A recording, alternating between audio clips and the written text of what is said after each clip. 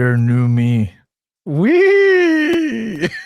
I got the tingles, baby. I got the tingles. Yo, that's fucking badass, man. I can't get enough of that, man. Oh shit. What's up, guys? How you doing? Happy 2022. Shit. Felt like actually it has been. Yeah, I was gonna say some corny ass shit like we haven't been on since last year, but we really haven't been on like 6 weeks, I think it's been. So I hope everybody's doing good. Happy New Year to you guys. Merry Christmas to everybody. Belated and whatnot. This is TBC 74. Thank you for being with us on our inaugural 2022 show. My name is Dr. Mo Kalma. Missing two guys today, but they'll be here shortly. Our sons Jordan and Mike, who are running fashionably late. But I got first my fucking son, Kevin. Sir, Yo, how you doing, baby? I'm doing well. I managed to evade dengue fever over in the Dominican Republic, and I'm back in the saddle. I spent 2 weeks there. It was amazing, but it also cements some of the niceties that we have here in the States too. But what a beautiful island! What a beautiful time. Didn't game at all. 2 weeks like sabbatical, so it was actually kind of nice. Disconnecting occasionally. But yeah, I'm happy to be back, man. 2022, new logo, new intro video. I'm pumped. I'm pumped. Oh yeah, man. Oh yeah. It's been a long time coming. I know our son Diego, Dinero Primero. He's in the chat. Diego's the one that did it. Motherfucker's talented for sure. You've seen his work before. And it was a long time coming, but he got it done, and we appreciate it, man. It's about time. We really wanted to get it done, to kind of usher in some, a new look, and I can't be proud of it. It's amazing. Love it. And with us, return guest, my fucking son, Mr. Nick Downey. Sir, a last minute addition. How you doing, baby? I'm doing good, man. I'm doing good. Yes. You actually saved me because I was sitting there and you were like, "Oh, can you make it on the show?" And I'm sitting there. I'm playing Battlefield 2042 because it's free this weekend. And What are I'm you like, doing, man? and I'm sitting there. I'm like, oh, I could really podcast tonight. And then I sit there, and then my game glitches out, and a tank goes flying into the air and then lands on me and squishes me. I'm like, you know what? I'm gonna go podcast tonight. I can't stand this. I can't handle this. So glad to be here with you two fine, beautiful gentlemen, and look forward to Always happy talking to have about it. It's like 8 days into 2022, and we got some hot news stuff already. It's great. Yeah, we do, man. We do. We're gonna bring up some of the stuff, and honestly, there's even the good thing. I was just telling Kevin before right before we started. It's been weird. Like since Halo released, the news cycle has been like very, very slow, which is good. I guess in a sense. And no, it's not because of Halo. Just it hit like right before the holidays. You had Thanksgiving, and then a few weeks later you had Christmas. So there really wasn't much happening to begin with. So we kind of wanted to do this thing where we just literally talk about what the hell we did over holiday break, what we watched, what what we've been playing. I've been playing nothing but Halo, but I'll get to that shortly. And then what we're looking forward to. And I did want to discuss Splinter Cell because I never got to. The Splinter Cell remake news. It broke after we went on break, and I'm like, no. Or actually, it was before. I can't remember, man, but I did want to talk about it at least. And then obviously PSVR too, and anything else you want to talk about, Nick. Whatever you guys want, man. But yeah. So yeah, thanks for being with us, dude. Late edition, fucking clutch as always. And let me start out with just over the break. For me, I did nothing, man. Over the break, honestly, I been working a lot. I watched The Matrix. I don't think it's as bad as a lot of people say it is, but at the same time, I wasn't like very, I was like, it didn't need to be done. You know, I mean, that's kind of how that was just my personal take on it. You know, like, I mean, I didn't need to see it. Like, you could have just, it was kind of like just a closure piece, I felt, you know. I don't think it's the beginning of a trilogy, by all means. If you watch it like in the way that it ends and what they intend on doing, I'm just like, it seems like it was just fan service, you know, like to those people who may have been crushed by the end of Revolutions, you know, by the way that things happened, I guess, in a sense, you know. So was it cool? Yeah, but I just felt like, you know, just the trilogy is just fine as it was. I didn't think it needed it, but and in terms of video games, I haven't been playing much, man, outside of Halo Infinite. That's all I've been doing. I started playing the campaign again after I initially reviewed it because I was pretty salty that during the review I couldn't, you know, none of the achievements or anything carried over, even like the skins and what. I was so fucking mad about that, man, because I was trying to get everything, and I remember Ains telling me, he's like, dude, nothing carries over, no achievements, no skins. He's like, don't waste your time. I'm like, oh. And you didn't beleave him, and you did it anyway? No, I actually did not. I completed 56% for my review. Okay. That still took me about 21 or 22 hours. I can't remember, but yeah, I still did like a significant chunk. But yeah, so I started playing the campaign again, obviously multiplayer, and I've spent so much fucking money on that store, bro. It's just, it's driving. I know I'm just a sucker, man. You're I know, a sucker, man. I'm sorry. I know I've disappointed you, but they have so much cool shit, dude. Did you see the armor I posted the other day? No, It's but so did you nice. get the cat ears? Did you get the cat ears? No, You did, I did didn't you? not. All No, right, all no, right, no, all no, right. no, You no, still no, have no, no. some dignity I have my left. limits, man. I have my. Okay, I'm not gonna put all cat right. ears on my fucking Okay, on all my right, that's Spartan. good. You know, like, let's chill out, okay? If you got them, I'm happy for you. Kind of, you know. Your tastes are questionable, but hey, that's your thing. That's your thing. But yeah, just been really. That's it, man. I don't know. Let me. What about you, Nick? What's been going on with you, man? How's your break? What did you do? What'd you play? What'd you watch? Well, Talk to me, baby. after the Game Awards, I just unplugged from everything. Like, I didn't podcast, I didn't write anything. I just went, I'm gonna sit down, I'm just gonna play some games that I've been wanting to play for a while. So I spent the entirety of December playing The Witcher 3, and I still haven't beaten The Witcher 3 because, my God, that game is the quest of a quest of a quest for a friend's quest. Because it's like, oh, you need to get information from this guy. Okay, but you need to talk to this guy to get to talk to this guy. And this guy needs you to do this for this guy who also needs. And it's like, it's so amazing. But there's some points where I just lose track of who I was originally doing the favor for. And I just get lost, and then I just go find other stuff to do. It's a phenomenal, phenomenal game. And I've been really enjoying that. Trying to play some like smaller indie titles in between to just kind of, you know, so I don't get that open world fatigue and get drawn out of it again. So played The Artful Escape, which was a absolute beautiful, fun game. Isn't it amazing, dude? It just made me so happy playing that game. I'm telling you. I know Jordan didn't. He was like, whatever about it. I'm like, I don't think it's the greatest game ever made. It just made me so happy playing it. Like, every fucking scene you were in was just so serene, dude. You know, like, I mean, it was so easy to play, but it was so freaking cool the way that it was all put together between the guitar riffs and the art direction and everything. God, I love that game so much. Yeah, it was a lot of fun, and it didn't overstay its welcome. Like, if that had been an 8-hour game, I would have been like, oh my God, what are we doing here? But it was a nice short game. I'm playing the Gunk right now, which is also another one of those. It's like, it's a decent filler game where it's like, this isn't too long. It's kind of interesting. And, you know, I've got Kina after that, so I'm kind of excited for that. But other than that, just, you know, playing, trucking, and back to writing, and the news cycle decide it's going to kick off right off the hop. So it's been a busy week already, but, you know, that's the fun times. Yeah, that's awesome, dude. I'm glad you're yeah, I was really happy to see you playing Artful Escape. Yeah, when you mentioned it, I was like, oh hell yeah, that's awesome. Kano's good. Kano's tough. Do not let it fucking fool you, bro.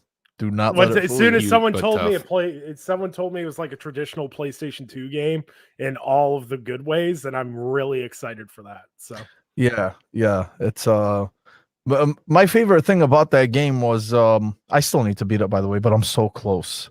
I am so close. I'm in Endgame, but I put it down like a few months ago and I never went back to it. But my favorite thing about the game is honestly just the whole time I'm playing it, I'm like, I can't believe 16 people made this game.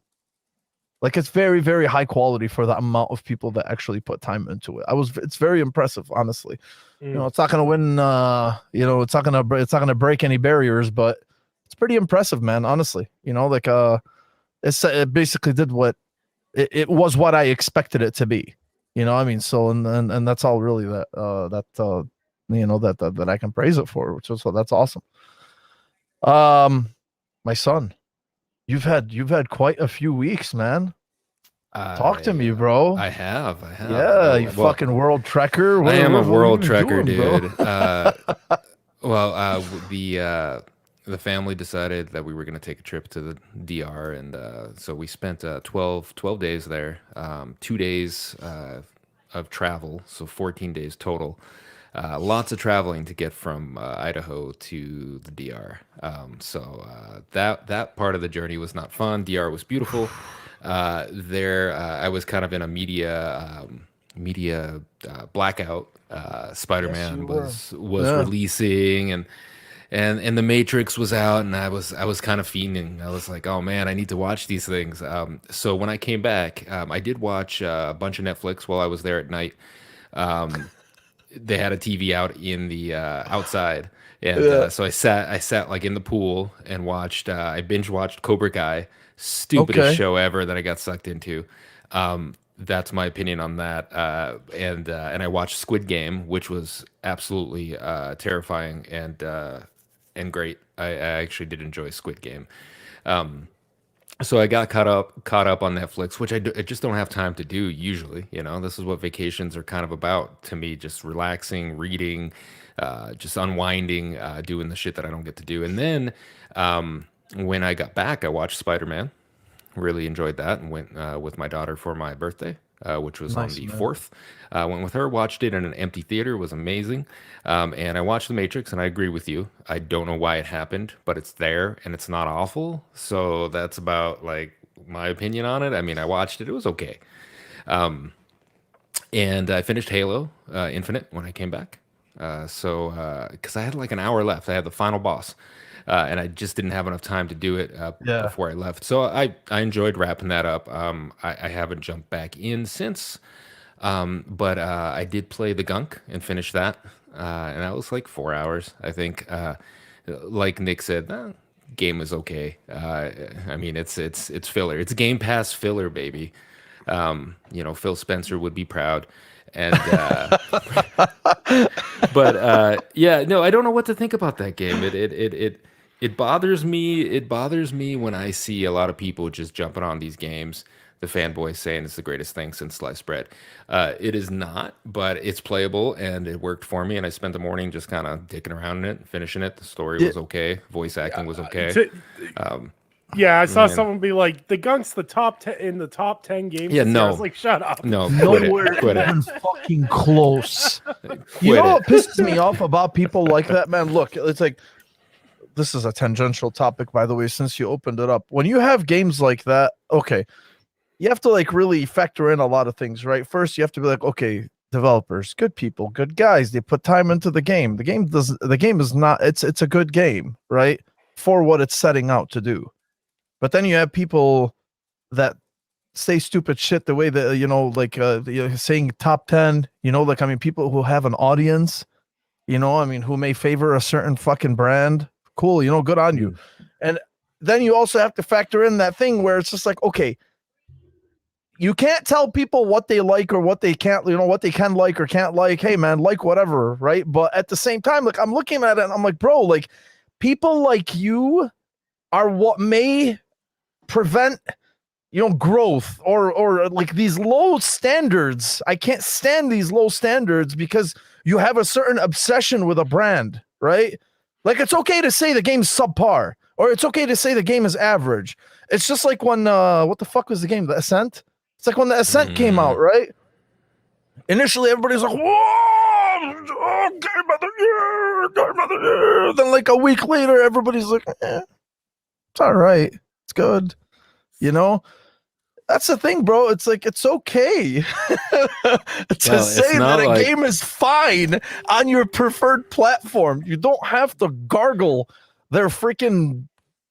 I'm gonna try to keep it clean, but I'm not. I can't. I can't. I can't be on brand. But like, you don't have to. You know, like, I mean, it's okay to expect more. It's okay, despite whatever platform you may play. And it's okay. And like Kevin said this a few times on Twitter, and I really agree with his. It's okay for a game to be just a game. It doesn't have to be amazing, phenomenal. Yeah, it doesn't have to change your life. Yeah, like, you know, so can you imagine if every game, we're off on a tangent already, which is good. Can you imagine if every game was The Last of Us 2? Like, I would be, I don't know that there's enough Prozac or Lexapro to handle that. Like, I don't want that. You know, I don't want every game to be you know, The Witcher 3. It would be fucking exhausting. It would be a job at that point. Like, you know, those games are great, but I do like the separation and time and a place. You know, it was a lazy morning. I'm in my pajamas. I start playing the gunk. I finish 4 hours later. You know, I go wash my crack. And it is what it was. I was like, okay, whatevs. It was a good game. But that's what I've been up to. I haven't really played much more than that. I came back to my backlog and I started analyzing it, and I have so much shit to play that I really want to get to, but there's also so much shit coming out. You know, just forget it, bro. I know it's never gonna happen. I'm never gonna chronicle my backlog. It's just never gonna happen. We're a bunch of bullshitters. You know, our show is called the Backlog Chronicle. We don't fucking maybe Jordan. Jordan does go back and play. Jordan chronicles the backlog more than anyone does on our show. Chronicles the backlog just makes it sound dirty. I know. But Jordan would be the one to chronicle some backlogs. That's for sure. This guy lost his shit. It's a good show. Jordan, I'm glad we're here. Anyway, so Jordan will chronicle it for sure. But you get to a point where you're like, come on, bro. Like, I mean, no matter how much we have, I mean, look right here, right above this, right here behind me, this right here. Do you know how many fucking games are just on that shelf alone? Physical games, there's probably like maybe 300 to 400. It's not going to happen. It's just not going to happen. Forget it. It's done. It's over. The bear question, Mo, is how many of them are still in the wrapper, though? I would probably say 40%. Yeah, that's about. But a lot of them too, I have like digital. Like, man, I double dipped so much, you know, especially like I remember when Ghost of Tsushima came out, you know, and obviously it was like in the COVID era where there was no more fucking midnight releases and shit.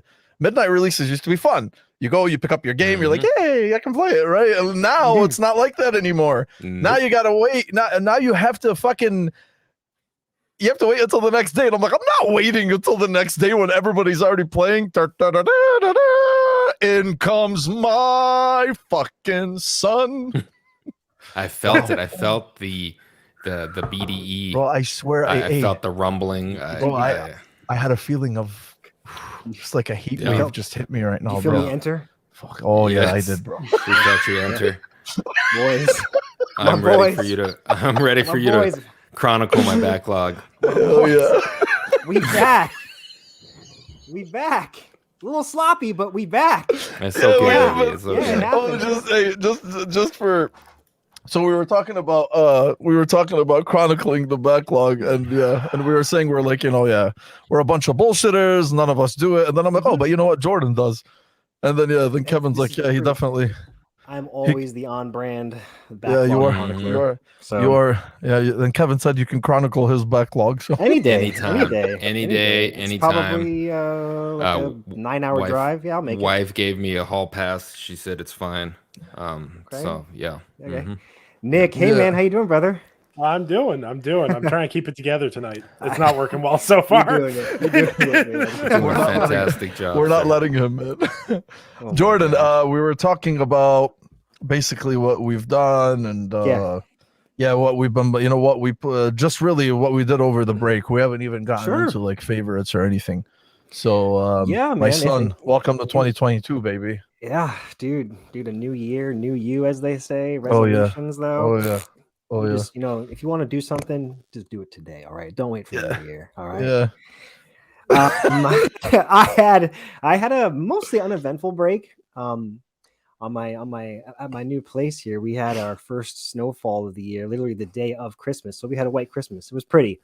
And then the next day it was like 7 inches of snow. So I wasn't doing shit. So it was a great reason for me to stay inside without any sun guilt and play games and read some books, man. And that's kind of all I got up to. Honestly, I got together with some friends for the holiday, but otherwise it was low key. It was nice. It was nice. Yeah. I'm a little bit envious of the DR Christmas you had, Kevin, but It was nice. It was nice. This guy went to the Dominican Republic on vacation. He's fucking telling us he was watching Netflix. But and it he was and he was in Twitter also Spaces too. Don't forget. hey, like once, okay? So with the time change, I was the only one awake half the time, all right? Okay. And I was sitting there alone, and it's like, all right, do I watch Netflix or do I masturbate off the balcony? And I thought Netflix was the safer bet. I mean, I'm not saying I didn't do the other one, but you can only do that so much. But yes, I did catch up on Netflix, but I was outside watching Netflix, so that counts, right? I was outdoors. It's like that meme. It's like that meme of yeah. where I the brought fucking it to go outside outside and play. Outside. Yeah, and they take the fucking the video game consoles outside. Yep. Just look through the window at my Netflix. In the flesh, baby. But yeah. It was cool. nice. It was weird not having snow because I have never had a Christmas where there was, where it was tropical, sunny. It was my first time. It was really weird. Man. Like I didn't really know that it was Christmas. It didn't feel like Christmas. Yeah. But yeah, it was different. I enjoyed it. Cool, man. That's a Florida Christmas where I always grew up with no snow. Every year was just like, oh, it's 78 it's degrees another outside. day. Yeah. It's like, what the hell is this? Oh man, no. It's good though. Before I joined, I heard that this guy above me managed to squeak in the Splinter Cell thing. He couldn't help himself. Hey, do we include Splinter Cell? No, we're good. Yeah, we never talked about it though, man. I know. I have to talk about my disappointment, bro, and how shitty I'm expecting it to be. I have to. If we even get to it, honestly, it's just because I just wanted to get it off my chest, man, because of course, we're probably not going to get to it. But yeah, that's good, man. Let me see. Let me get. So, yeah, Mike is still Mike wherever you are. We love you, baby. We know you'll be here soon. He's raising the next generation is what he's doing. Yeah, he is, man. Yeah. He is. Oh yeah, Mike plays Dragon Ball Fighter Z with one hand, and he holds his baby son in the other. And he wins those fucking matches. Just FYI. I believe it. That's what happens. That's what happens when you're a Marine, man. Yeah. I'm telling you, dude. Gosh. Oh shit! No, he'll be here soon. But what I wanted to start with is really the favorite games, because we never really had a formal show, and I don't want to make it like this whole dedicate a whole show to it. But I mean, still, we never really talked about our favorite games, our favorite games of last year, and what we really, to be honest with you, man, I was going through my list of the games that I played, and yeah, you have favorites, like, okay, yeah, Halo Slappy, Halo Infinite, right? For me, at least that's my game of the year. Before that, it was It Takes Two, and it stayed It Takes Two up until that. But I looked at this list of the games that I beat, right? And I'm just gonna say them real quick: Cyberpunk, Hitman 1, 2, and 3, The Medium, Little Nightmares and Little Nightmares 2, It Takes Two, Resident Evil 7, Resident Evil Village, Doom Eternal, Ratchet and Clank, Forgotten City, Psychonauts 2, Artful Escape, Metroid Dread, Guardians of the Galaxy, and Halo Infinite. And that's the most amount of games that I've beaten in quite a long time. Yeah. And then second, looking at those, men, they were fucking phenomenal. We had a great year, right? Like, I mean, I can't, like, if you have a game of the year, that's fine. But like, in terms of looking at all these games, and I was just looking at them, I'm like, man, like, I think it's amazing that we had all of these fantastic experiences in one game, in 1 year. Like, I don't think any of us were really expecting much for 2021. And if I just look at that list, and I just go down it, and I know some of them came out in 2020 and before. Like, I caught up on like Hitman, and Doom Eternal and Resident Evil 7. But aside of that, like everything else came out in 2021, Mhm. and I was just like, dude, this is amazing. Like if I really can't. I had an amazing experience with each one of them. You know, like I mean, it's really tough for me to sit here and to say, you know, oh, like even the Artful Escape. I was telling you guys, 5 hours. I know Jordan, you didn't like it that much, but still, like it Yeah. resonated with me so much to the point where I have to, you know, it's still in my top. It's still in one of my top games. And all these games I listed this year are my top games. You know, like I mean, I can't even like I have a game of the year, and then there's the rest of it. You know, and then there's the rest of the top games themselves. So. Yeah. I had an amazing time, man. So Nick, what about you, man? What did you enjoy or Yes, not I'm enjoy curious. or huh? I'm curious. Yeah, me too, bro. Me too. He's thinking hard right now.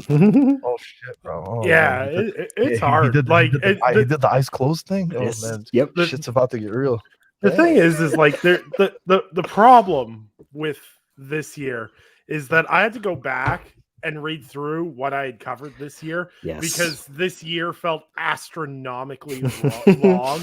Because I sat there and I was like, I really enjoyed these games. I went back. I was like, oh my god, Hitman 3 actually came out this year. Yes. Oh my god, what? Isn't the that hell? nuts? Yeah, like it just feels like this abnormally long year. But there's so many highlights. But like, if I was just gonna go top 3 list right off the hop, it's like Hitman 3, Halo Infinite, and then Deathloop, and then just throw Nice. Ratchet and Clank in there at number 4, and then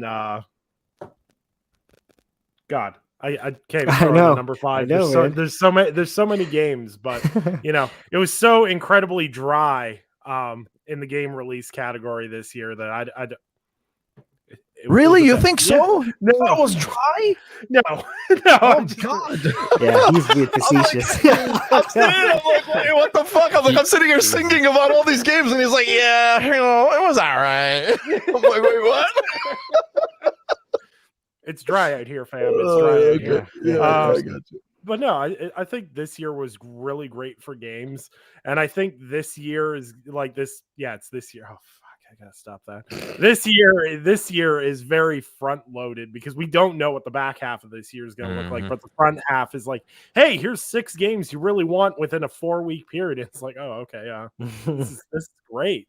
But yeah, I think Hitman 3 is still my favorite game from last year, and more people need to play that. Yes, That's they do, awesome, bro. man. That's Yes, awesome. they do. Definitely. Jordan, my son, Yeah, you got a lot. You got a lot to say on this topic, bro. So I'm dude, curious. I got a lot because 2021 was also the year that this guy got into PlayStation. So I had a lot. I had a lot. That's I have a true. lot of catching up to do, so we're not going to count My all those. son other grew up, franchises, but man. I played a lot of games, and looking back, I should have made a definitive list because I played an ungodly amount of games this year, guys. And again, I played a lot of catch up though. But standouts for me amongst what you guys already mentioned, Returnal, Yes, Death's Door, of course. The Forgotten City. Yes. My son, you doubted And me. I never Two doubted times. you. 2 times you doubted me, bro. And what? Oh God, I'm like reaching. So, Little Nightmares 2. There we go. Of course, That's yeah. the one. Yeah, That's the that's one. good. And then I think there's someone over here who mentioned Halo Infinite before I got to play it. I think this guy over here, I think, was a fan of Halo Infinite. Oh yeah, this guy. Let's... You were right, Nick. You were right, man. You were right. God damn it. It was so good, so good. Oh my Mhm. God, I'm totally blanked. Deathloop, also Of course. Deathloop. My God, I'm an Arcane fan. I should have take my card away. Sorry, Yeah, man. There's been Something get Bacaba. right, so many freaking good games, dude. And yeah, it does, like Nick said, it does feel like it's been an incredibly long year because of, again, we're all having a hard time thinking of what we played, what we Mhm. enjoyed. And yeah, man, it was crazy. I'm so glad I'm on the PlayStation train now though, because yeah, now I'm looking forward to God of War Ragnarok. Horizon, I'm still not 100% on it, mostly because Elden Ring is literally just taking up my entire. Hey. We're not talking about 2022 yet, Yeah, my yeah, son. Come on, bro. That's I'm just so Save excited some. I'm just so excited about PlayStation, but I know, PlayStation's I know. dead. So I know, I'm sorry. It is dead. Joe from the trophy room, a PlayStation podcast, is in here. and we would like to Actually, tell I you, my heard friend. I heard he likes it being called the PlayStation Trophy Room. He really loves that. If I The remember PlayStation trophy PlayStation. room. Oh.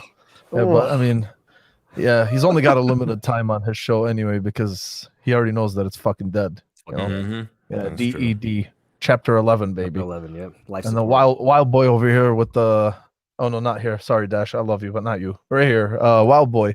He said maybe actual Battlefield 2042 will come out this year. It'll be I think a lot of people will agree with you, bro. 2042 and a half.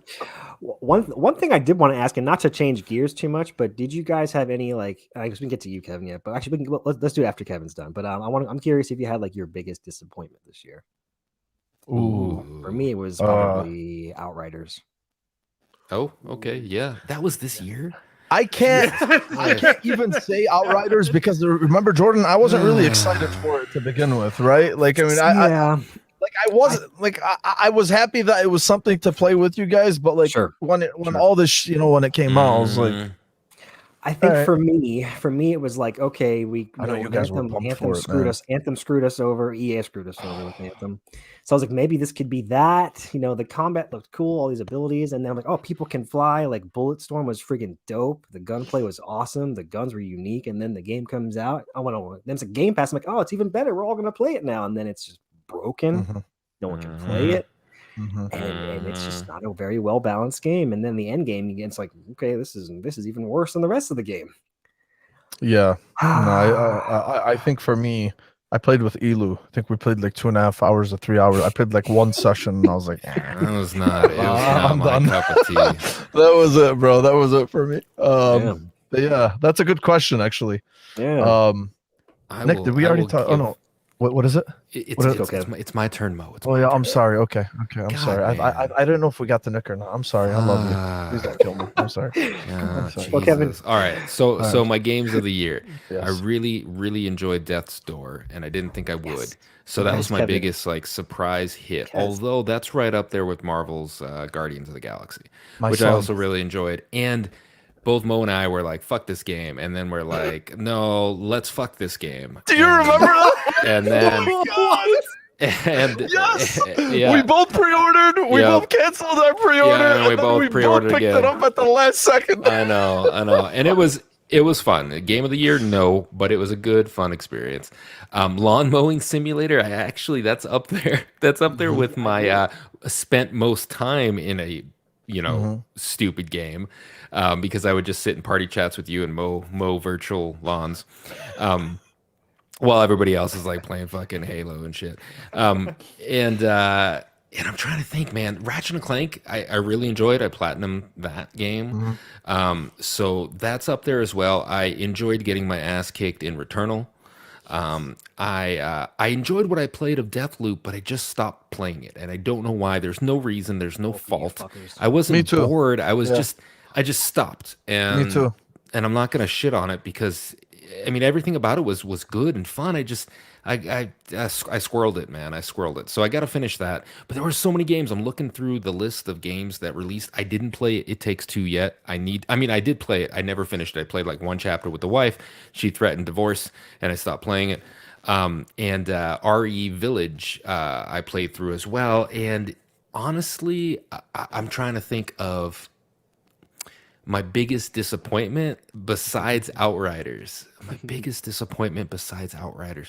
God, I don't know that I was really disappointed in any games. Like I really like Psychonauts 2. That's fair.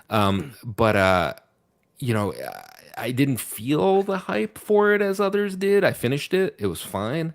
I wouldn't say that's a disappointment, man. Outriders was super disappointing. It was really because I was kind of hyped for it. I was like, all right, this is good, right? I mean, I'll play with my boys, and we couldn't salvage it. And we've played some pretty jank games. So yeah, I don't know the biggest disappointment. What are your guys' thoughts on that? I mean, did we really have too many disappointments I don't think so, no. last year? I'm gonna let Nick answer Nick, that because I'm Nick sorry, Nick I'm has sorry, been Nick. Here, oppressed. let me. Nick has been oppressed and he Yeah, doesn't don't talk. be- There we go. Nick, Don't I'm be there. oppressed. You know, here, yeah. He's saying, does Nick get to speak? Yeah, hey man, you know, we had this What? thing before the show. I told him, listen, you just keep it to a bare minimum. You don't talk. You just look pretty Yeah, in you front of the just camera. look pretty. You know what I I'm mean? just, So, here, for, yeah. I'm just here for the beard effects, honestly. Yeah, The play, check play is with up, your baby. beard. the tress effects on your beard are Yeah, fantastic. it's all about the ray tracing in the beard. baby. Yep. Yeah, no, for me, yeah, did someone mention Back for Blood? Oh, No. Go ahead. yeah, I was gonna say disappointing games. Okay, Well, he's got a lot With- of them. Here's the thing. The great thing about reviewing video games is sometimes you get really great games that you absolutely fall in love with, and other times you get these things where you have to try to be as nice as possible while absolutely picking apart every last part of it. There was 2 games for me that absolutely just floored me at just how much I didn't enjoy them. And that was Battlefield 2042 for one, because I couldn't believe that they had the gall to have less game modes, less support, less maps, and less anything else that they had in Battlefield 5, and then they charged an extra $10 for it. That's balls. I wish I had like iron balls like that. That'd be like me taking my wife to McDonald's for date night and getting her a small fry and being like, you should be thanking me right now. Where's my blowjob? Yeah, like that's one. And another one was an indie game I was looking forward to, and I got to review it. It was Song of Iron. And that game, I've said my piece on that one, bro. But yeah, go I ahead. didn't play it. that game is one of the most beautiful trash bags I've ever played in my life. Oh, shit. The game front to back is stunning. Mhm. Mechanically, I felt like I was playing a SNES game. And then to add insult to injury, the back quarter of that game is so much what the hell is going on that I could not enjoy it. I'm smacking up stormtroopers in a Norse mythology game. This game makes no sense to me whatsoever.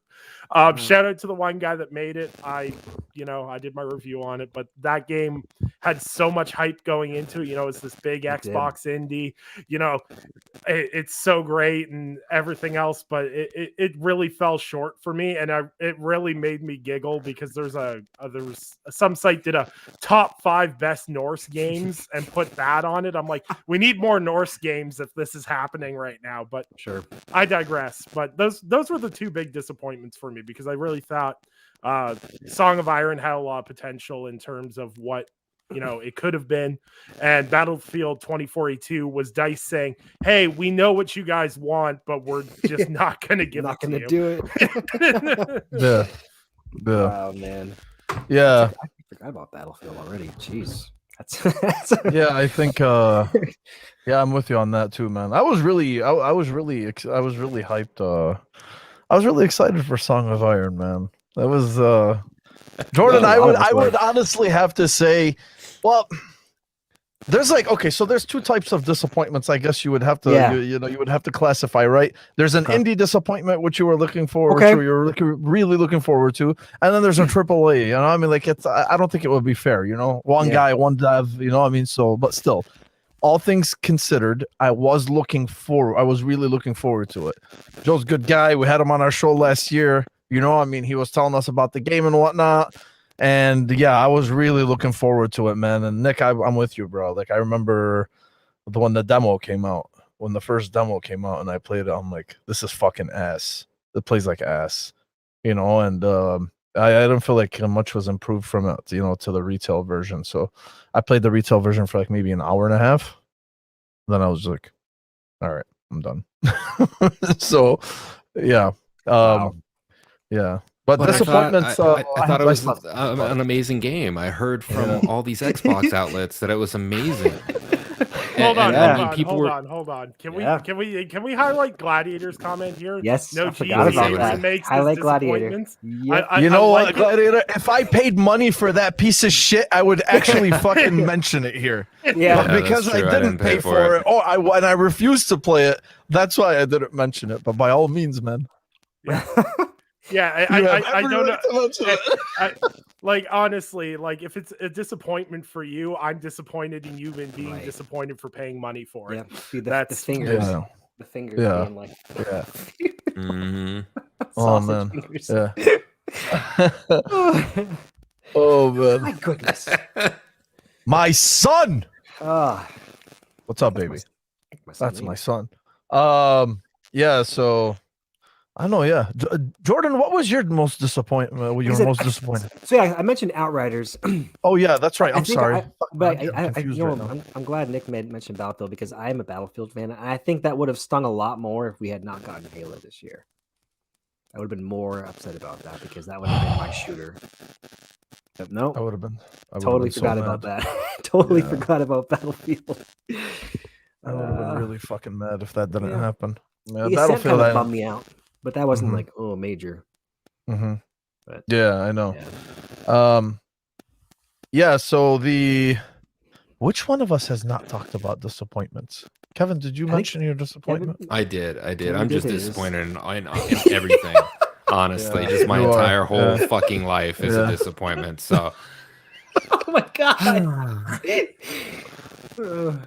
Oh Nick, shit. that is- Oh yeah. yeah. Ains mentioned the Ascent as well. the Ascent wasn't as Were you guys- disappointing as Song of Iron. Was as No, it wasn't. Was not. was Was not. not. yeah. Yeah. 9.8. Oh, 9.8. Cyberpunk was 2020 though, right? Right? It hasn't Oh, been that Nix, long. I love you, Or bro. Cyberpunk last Don't year. do this to me, man. Fuck, I don't know. Cyberpunk I screwed can't me over too, remember. Nick. I got you, man. You had technical issues, god Fight the damn good it. fight. Fight the good fight. Yeah, Cy- see, if you Cyberpunk notice, was a if fucking you notice, disaster. I don't have a yellow chair, so I too think that Yeah, Cyberpunk is yeah, nice. you Yeah, can't but you talk have to a Mo yellow. about You have a Cyberpunk. yellow controller right above the left side of your head, and I'm seeing it. Stop snitching. Stop snitching. Oh, give it to him free. My CD Project Red. I don't know what you're talking about. I have nothing. Oh, Yeah. you fucker. Yeah, I have no idea either. Oh my not god, yellow behind me. Destruction All Stars. Dude, no. Let's not even like I forgot that existed. Culture. Gladiator. Culture. Gladiator's on a roll. Come on, Gladiator. That was like PS5 launch, man. You know, like, I mean, let it die, bro. Let it stop this madness. What you got, Nick? Can we roll back to when somebody was like, "Hey, Destruction All Stars is worth $70, and people will pay money for that." Hey, I pre-ordered it. Yeah, but Did Mo, you really? pre-order everything? Before, no, hold on. Yeah, well, because usually that's what I do, right? Like, I'm usually launch titles for a new console. I usually pick them up. So, and this was before they even mentioned anything about it being on PS Plus, or we didn't know anything about the game, right? I'm like, oh, okay, cool. It looks like whatever, Destruction Cars. Okay, I'll pre-order it. It's a new game. Like $70, fuck, but okay. And then they're like, oh, it's coming to PS Plus. I'm like, oh, well, give me back my fucking pre-order money then. Man, dude, Wreckfest is like an 11 compared to Destruction All Stars. I mean, that's how bad that game is. And also, Mo, your it's standard horrible. for physical games is very low. We all know you That's have true. the Peppa If Pig it physical exists, games. So I have a buys it. what? I'm sorry? you have the Peppa Pig game, so I don't want to hear any flash from you. I have children. I have kids. Blame the kids. I've yet to see proof of these kids. I know. They're not- He just plays an audio recording in the background.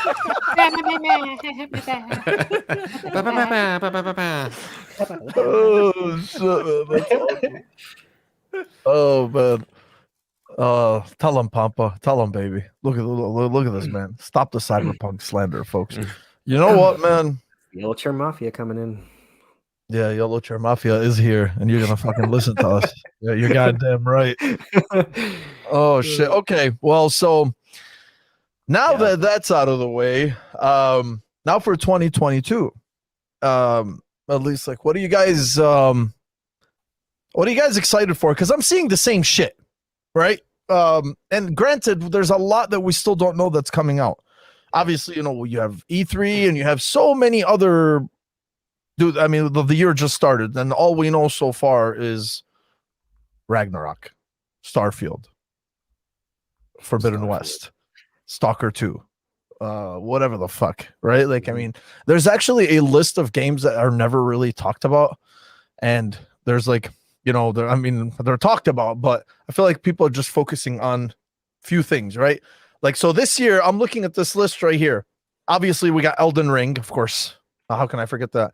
Horizon Forbidden West, and you have Starfield, Dying Light 2, Ragnarok, Hogwarts Legacy, Gotham Knights, Breath of the 2, Suicide Squad, Gran Turismo, Sifu, Forspoken, Ghostwire Tokyo, Stalker 2, which I'm really, really excited for. Yeah, I'm just like kind of like going through whatever the hell. Crossfire X, Vampire the Masquerade, Swan Song, which I don't think is going to be good. Splatoon 3, because, you know, everybody asked for Splatoon 3. A Plague Tale Requiem, Callisto Protocol, Sonic Frontiers, Evil Dead game, Little Devil Inside. So there's some good shit coming out, and this is just like confirmed stuff. From everything, I have to say, you know, instead of like breaking it down by, you know, by console, yeah, I'm a God of War junkie, you know, just like I'm a Halo junkie. So I guess I want to say Ragnarok. You know, I'm excited for Elden Ring because everyone is so excited for Elden Ring. I suck in these games. I fully intend to play it. I don't know how long I'm going to play it or how long I'm going to last for, because yes, I am a big pussy when it comes to these games, and I fully admit it. I have no problem admitting it. But yeah, I don't know. You know, I mean, obviously, I'm excited that everybody else is excited for it. And yeah, dude, Stalker 2 is one of my biggest is one of the big games that I'm really fucking hyped for. You know, I know a lot of people are saying Starfield. I get it. I understand it. It's because of the pedigree. But personally, I'm not trying to be an asshole. I don't know anything about Starfield, right? Like, I get I know a lot of people are excited for it, and maybe I'll be just as excited as you guys are when I actually see something substantial, something tangible, you know, gameplay, you know, like a demo, a nice demo or whatever it is, because everybody's saying like Skyrim in space. I'm like, let me see it. Let me see it, right? Like, I mean, I'm not shitting on anybody who's excited for it. You have every right to be excited for it. You know, if those are your types of games, that's awesome. But me personally, like, for me to reach that type of excitement, to call it my most anticipated game of the year, I need to see something tangible in order for me to get there. And until then, I'm just gonna be like, I'm waiting for it, because I'm definitely gonna play it, but I just don't know what I'm gonna play yet. Right. I don't know what it is that I'm playing. So anyway, yeah. Let me jump over to you guys. Nick, what are you waiting for this year, man? What do you got, baby? So I'm gonna give you two, and I'm gonna make them weird, because obviously I'm excited for God of War. Obviously I'm excited for Horizon. The fact you said Stalker 2 is, you know, this is why we're friends. You're a man of culture. Yeah. Yes. So I understand this.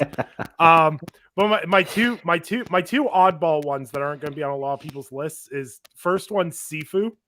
I am unexplainably excited for that game, right? Because I am a kid that my mom put me in martial arts when I was 4 years old, and I grew up watching Jet Li movies and Jackie Chan movies, and this game just fills so many voids in that. And the other one's Saints Row, because Saints Row is just inexplicably one of my favorite franchises. Like, before I like hardcore got into games, like, I didn't play a lot of Grand Theft Auto and everything else. My friend came over and was like, hey, you gotta play Saints Row 2. I'm like, I don't really like these open world games and whatever. He's like, no, dude, the soundtrack's good. I'm like, oh, okay, I'll give it a shot. And then one of my favorite games of all time is Saints Row 2. So I'm more excited for a reboot, because Saints Row 4 was not good. But I'm excited to see what they're going to do with the franchise. I hope it's not terrible, honestly. Yeah, I don't know what to make of Saints Row yet. You know, like, I don't really have that type of you know, affinity towards the series itself. I was never really the biggest fan of it. I not because I didn't like it. It's just I just never gravitated towards it. You know, but I know why people loved it. I know it's like batshit crazy, and that's awesome. But so, like, when I saw this one now, You know, I know a lot of people were like, "Well, why didn't they just keep it? You know, why didn't they make it look like the old games?" And I'm like, "Well, why would they do that if it's a brand new reboot?" You know, I hate this fucking shit in on Twitter and in the gaming industry where people just hate change. They hate change, right? They bitch about change, and it's just like, man, like if no risks are taken or if no changes are made, what do you motherfuckers want? Like, do you want everything to just be stagnant? You know, I mean, I hate that shit, dude. I can't stand it. So just let these devs do whatever. If they fuck it up, they fuck it up. At least they tried. You know, People just don't like anything. Once you figure that out, it's they so really much don't, easier. man. True. They really Because don't. like you know, Crotchety they sit fucks. there and they're like, "Oh, well, Elden Ring sucks because it's Dark Souls 3." And then there's Mike, who's doing Dark Souls 3 with raising children. Look at my man. He dropped like a bat out of hell with a muted mic. What's up, baby? Mike, you're still muted, baby. You're muted. You're muted. Let's hear that voice. Let's hear it. Let me hear that sweet voice, bro. Wait Come for on. Oh no, you're muted. Oh, Oh, no. my it. son. I heard him. He's I heard him for a broken. second. Oh no. I heard him Oh, for a second. did you? I didn't hear him at all. Just like a split second. That's okay. Can I just Mike say landed something? in like Fallout 76. He came in Whoa. hot. But How's that? Can you guys hear me? There we go. Yes. There we Yes. go. All right, what is up? Shit just Let's got go, hyped. bitch. How are you guys? I'm so sorry. I had a plan today, and it crumbled in my hands, and in the end, it didn't even matter. Lincoln Park, guys. But yeah, I was catching what you guys were saying. I like the seafood talk. I like what you guys got going on. How are you? Don't mind me. I'm just sliding in like a gentleman. My man. My man. Mike, I was telling them you can hold your son in one hand, your baby son in one hand, and win a match of Dragon Ball Fighter Z in the other. With one hand. That kid will be beating him. That kid will be playing it. He's been playing Lucky's Tale on Game Pass lately. That's and a solid one. Oh, that's it cool. is. Man. It surprisingly is. It's like a small little fox game with a bunch of little Yeah. puzzles, and it's very childlike, but it's well done. It's very well done. Like you could tell that the graphics are solid. They're whole. The graphic style is very good. The control scheme's a little hefty in places, but it's cool. You got your little collectibles and your little characters. They like do little kid like fart or whatever, you know, for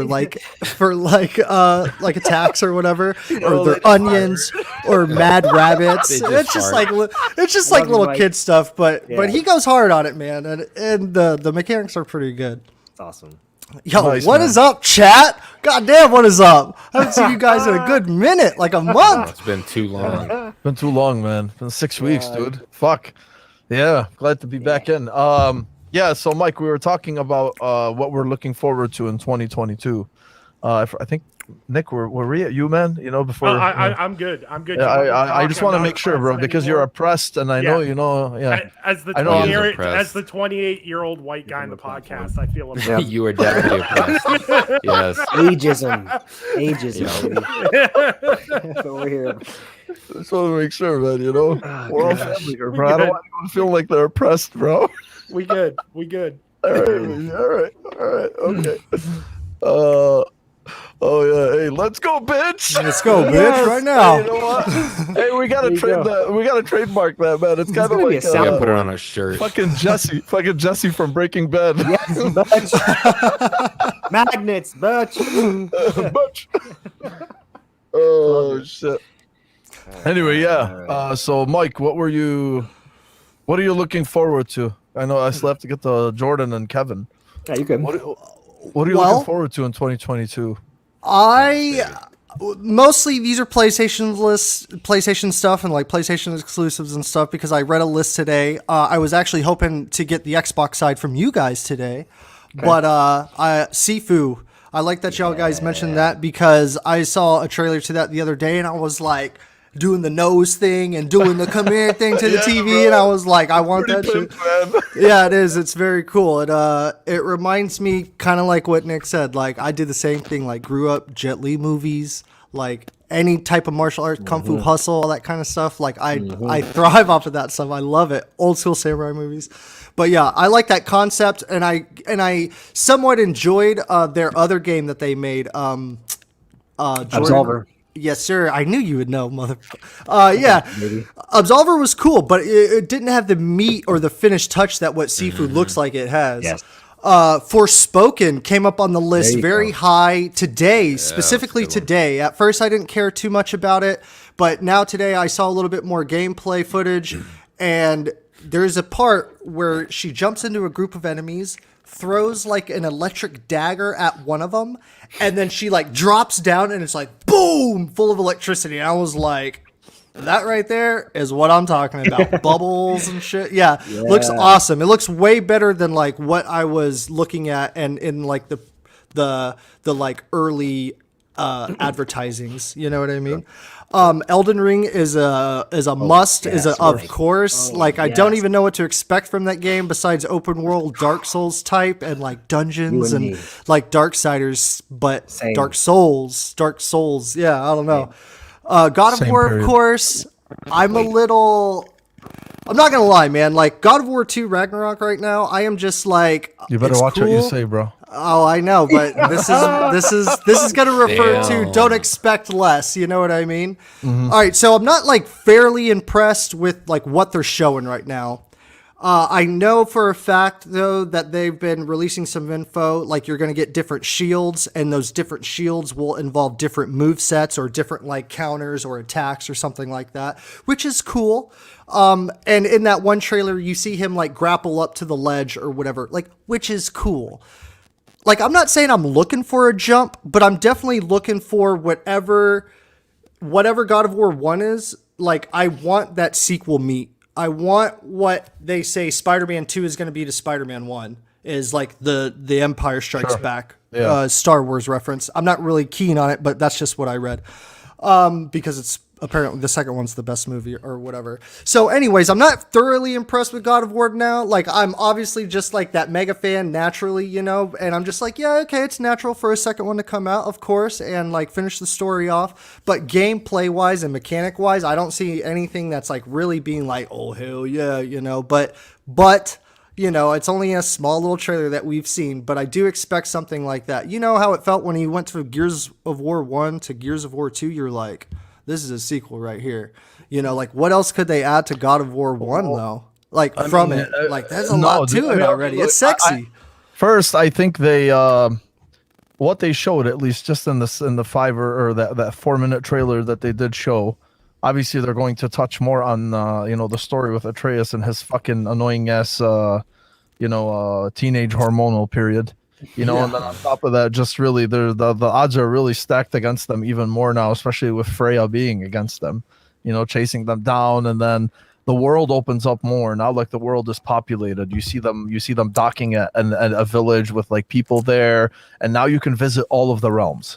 Remember when some of the realms were closed Locked off? up. Yeah, Yeah. now all of the realms are open and available. I think even Jotunheim. I'm not sure what they're gonna do with Jotunheim, but yeah. So as far as like Okay. anything I see past you, what Mo. they, I mean, obviously they haven't shown anything more than whatever. But look, bro, it's Santa Monica. You know, they're gonna fucking treat it right, and I'm glad. Yeah. I'm glad that they're at least just closing it off with 2, and not 3. You know, what Yeah, mean? I So feel you. that- You make that good was a- points, Mo. that I was feel like that was a smart move on their part. the biomes might be whatever that next level is. You know what I'm saying? The Because level design was fantastic in the first one. Yeah. I don't expect anything less, honestly. And I do hope though they bring some type of fast travel, some type of teleportation, some type of way to get around the map quicker than what it Yeah. was in 1. I think they know that. I think they're going to take advantage of the yeah. whole SSD thing. Yeah, for sure, for sure. Yeah. So Yeah, yeah, definitely. God of War Ragnarok is always just like on the top of the list all the time, you know. And then moving on, I know this one's not as popular as like what people think, but I am looking forward to it just because it's platinum and I like their combat style and stuff. But that Babylon's Fall, it's an online game, so it really depends on how much I'm going to get into it and like if I'm going to grind that out or not. But I were want to check doing out the good, Mike. combat. I know. You- Hey, you were whatever. doing We good, can't man. win them all, you know. I want to check out that combat though because I like platinum. And then coming up would be Final Fantasy the remake 7-2 part 2 and then 16 of course. Like I hope those are, you know, as good because I feel like I didn't really get my good chance with 7 remake and I feel like when 2 comes out like I might just be like where I can like play through them all or whatever. And then last but not motherfucking least, of course, is superhero games. Spider-Man. maybe Wolverine. I don't know. Gotham Knights and Suicide Squad Kills the Justice Leagues are like my top. Like, I don't know. I feel like superhero games for me go into a different category than regular games. Of course. I don't know why, but yeah. But those are pretty much the games I'm looking forward to this year. To me, I feel like 2022 is got a little bit more fire than 2021. Like I heard what you were saying earlier, Mo, about like 2021 and like we didn't expect it. And like I feel like I'm kind of on Nick's side here. Like I wasn't that impressed, but I do have my like favorites, like Hitman 3. Like I'm still playing that fucking game. Whew. I'm still playing one through 3, man. From 2 months ago. I'm still like feeling it. Every time you start a level, like it literally feels like it's like, I mean, what am I gonna cook here? How am I gonna kill these people? You know, it's really cool. But yeah, for me, and I'm sure there's a lot more like announcements coming here soon, and like shadow drops that we're gonna see in the year. But those are my big ones. Like, I've been playing some indies lately. And I made this thought the other day. I was like, honestly, man, and it was from Inside Jordan. I love you, bro. I got far in that game. I'm gonna beat it. Don't you worry. Okay. I got to where the girl in the water is like chasing you down and stuff like that. I was like, what the fuck? That scared my family. That part's intense. That part scared my family. They were like, what is going on? Oh yeah, Pampa. That's another thing too. If Cyberpunk 2077 gets re-released, I'm going all in on that. Like I'm going physical copy, Dude, steelbook. I'm going in play on it. that. So it's going. We've said before about Cyberpunk that it's probably going to be some type of like soft, you know, like a soft re-release. You know, I think I know that it was said last week in that fucking 4chan thing. But if you actually go back to our shows, we actually have said before that when they do release this thing, it should be like a re-release, like a, you know, I mean, so kind of like a reveal, you know, of the game, you know, to kind of like wash away the shit taste that a lot of people have had. So if they end up if they end up nailing Cyberpunk and Witcher 3 enhancements. Witcher 3, obviously, everybody knows, but if they end up doing Cyberpunk 2, I think it'll be a good year, man. Like, at least for them in terms of, like, getting back in people's... I hope so. You know, we'll see. I'm going to play fucking Cyberpunk again anyway, but Witcher 3, I want to, but man, fuck, it's a time sink. God damn it. It is a time sink. Yeah, it is. Jordan. Yeah, man. Looking forward to, bro. My number one game right now, looking forward to, Soup Pot. Soup Pot. Oh, you Don't mean forget, the one where you can keep leave the stove on? Burn your Wait, shit. what? You don't remember that? What are you even talking about right my now? God. What show am Hold I on. on? Did you just say soup pot? Yes, it's called Soup Pot. Are you Oh, fucking he doesn't kidding remember. me? He I doesn't don't remember the poor remember bastard. anything. Yeah, you don't remember. Soup Do you remember Pot in the... the ID Xbox stream? Like, you can leave the stove on. It's the best thing ever. The guy's like, oh my God, you could leave the stove on. You can What the stir the fuck? pot. You don't remember that shit? Oh god, maybe I blocked it out, dude. Much like my Catholic upbringing, it's all in the same spot. Yeah. Well, anyway, I'm sorry, Kevin. While Kevin has a stroke, If he gets fried God. live, oh, 1 second. you know why. His power's about to go out any second now. Okay, yeah. So what else were you saying, Jordan? We're good. Let's not place on. While Kevin's over there having a stroke, Mhm. aside from Soup Pot, Shadow Warrior 3, I'm hyped on that. Tunic Yes. and Redfall. Yeah. Tunic, especially just because of how awesome Death's Door was. Mhm. And Tunic, I've been following that for a long time. I played a demo of that in 2018 at PAX. Like, good God, I was excited for that game for the longest time. Nice, but man. yeah, Oh, you guys yeah. already mentioned some great ones. Elden Ring, no doubt there. Yeah. Mm-hmm. Sorry, I'm probably losing you guys right now. Yeah. What do you mean losing us? How? With your internet? I feel like the connection. Yeah, It- I'm it- not, it we're was- not Yeah, a connected little right bit, now, little you bit. No, know. it was just for no. You're Gucci now. No. No, you're good. That's my You're bad, good. dude. Um. Elden Ring and it- Wonderlands though are yeah. my obvious ones for sure. Yeah, dude, that's fucking awesome, man. What about you, Kevin? What are you waiting for, bro? Not fucking soup pot. But you know, I really liked Horizon Zero Dawn, so I'm pumped for Forbidden West. I hope that it just improves on all the shit that was kind of janky. In the first one, I'm excited to play it on the PS5 since it was janky on the OG PS4, which is where I spent most of my time with it. So that's definitely on my list. Sifu cannot be ignored. I love that shit. I too grew up with Jackie Chan and Jet Li, and of course DMX and Jet Li, the best movie ever. Oh yes, Go to the grave. from the cradle to the grave. Fuck yeah! So good. And I'm trying to think. I can't, like Mo said, man. I can't be excited for Starfield. Like, I mean, I am because of the pedigree, but in reality, like, it's almost vaporware to me at this point because I don't know anything about it. I just want to be excited because of Howard and all his promises and how I want him to have my baby. But I think we all do. I do I do think I do really hope that it's a banger for Xbox. But I'm trying to think. PlayStation side, I'm gonna say I really am looking forward to Horizon.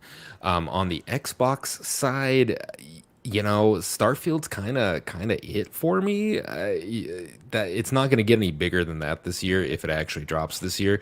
God of War is gonna be amazing. But I spent more time with Horizon than I did with God of War. Okay. Did I like one more than the other? Not really, but Horizon just gave me more playtime, I guess, than God of War did. Yeah. And I was trying to think on a post on Twitter. I really honestly tried to think if there was anything exciting about Nintendo this year, and I couldn't come up with a damn thing. There's not a fucking thing I'm excited about. Yeah. If they came out with like another Luigi's Mansion, that would actually be super cool. Because I really enjoyed that. Even though I didn't finish it, I played probably 20 hours of it. But it's a long fucking game, man. Yeah, it's a bro. long game. It's a meaty game. I was only halfway through the elevator levels. My God. But that's been my I think that's my favorite game I've played on the Switch during its the entirety of having the unit. I didn't finish Metroid Dread yet. I got to work on that some more. But there's only so many shits I can take during a day, because that's the only time I play it. That's true. Yeah, I don't want to hurt myself. God, it's gonna be a hot year. That's all I have to say. There's gonna be so much happening. There's gonna be so much dropping that I'm really just excited. And then this is all that we know about, right? I mean, who knows what else is going to be on the table from surprise, corners that we may not hear about until later. So, but yeah, the Starfield hype is kind of just that. It's 100% just hype off of concept art and like, a teaser trailer. We haven't seen anything yet. So I don't know. Oh, Stalker 2. Stalker 2. And a lot of people, what I love about Stalker 2 right now is that a lot of people have no idea, had never played the first one. Like, the first one was not a popular game. It was good. It was amazing, but it wasn't like a AAA banger by any means. It's just kind of a low-key game that PC players really enjoyed and had a small little community. And I did enjoy it. I don't think I actually finished the OG Stalker, but I'm super excited for Stalker 2. I hope it looks really good, and it is Unreal Engine 5. It'll be I think it's going to be one of the first games to drop. So that's super exciting, because that should take advantage of some of the horsepower in these new consoles. And I'm a geek like that, so fuck. I know I'm missing more games, but whoever's next is gonna come up with them. So. Yeah, he will. Yeah, he will. I think Elden Ring was already mentioned. Yeah, it was. Pretty sure it was my son. I'm gonna spend the money. I'm gonna get my ass kicked. I'm gonna cry about it in party chat. Yeah, that's exactly. And then I won't touch. We're gonna cry about it here, man. And then you're just gonna go, hey guys, let's co-op because See, that game That is is what co-op. fucking Returnal needs. Returnal needs co-op so I can finish it. That would So be Jordan cool. can carry That'd be nuts. my fucking pussy ass through that game Yep. so I can finish it. Got it, Kevin. You're gonna blow the horn that's made out of like some like old priestess skull, and it's gonna be So like Gladiator, the chime. Pokemon Arceus. I when I first heard, I was like, okay, cool, because I had not touched Pokemon since Gold and Silver, and I was like, okay, Sword and Shield, I'll bite, and I enjoyed it for can't. like 2 hours, and I'm like, okay, Game Freak, what are you even doing? I get the hardcore fans love Pokemon. They're all about that. Bring back the original decks, But Game Freak, like they can't even give you full on animations. They can't record characters. They don't do dialogue, voiceover.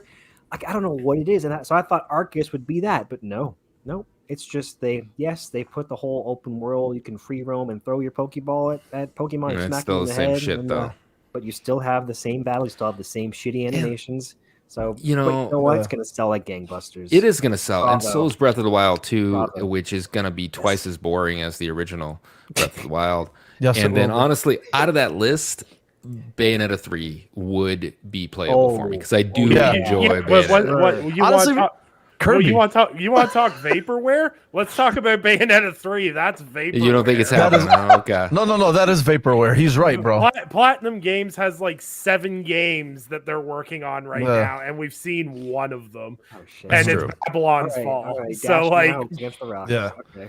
Yeah, he's definitely right about that one. And Gladiator, if you listen to us, you'll the Kirby open world game looks fire though. I won't. I lie. like it. Yeah, I think Yeah, it like- looks cool. Yeah, Like it looks like Kirby 64, and I'm kind of here Yo, for that. Kirby and the so- Crystal let's Shards. Let's go. yeah. But Bayonetta 3 definitely we need we need more. You know, I mean that is definitely fucking vaporware for sure. So and we're just not very slap happy about Nintendo's offerings these past couple of years. So And if you're listening, that's Brad, I'm probably sorry. I what- didn't mean to shit on Pokemon. yeah, I know. So there's two things that would excite me from Nintendo this year. A fucking god damn it, my Zelda game. Why am I Wind blanking Waker. out right now? My fucking son. I love you, I man. got you. I need a Wind Waker remaster because yes, I did not like Breath of the Wild. I prefer traditional dungeon style Zelda. I love Zelda.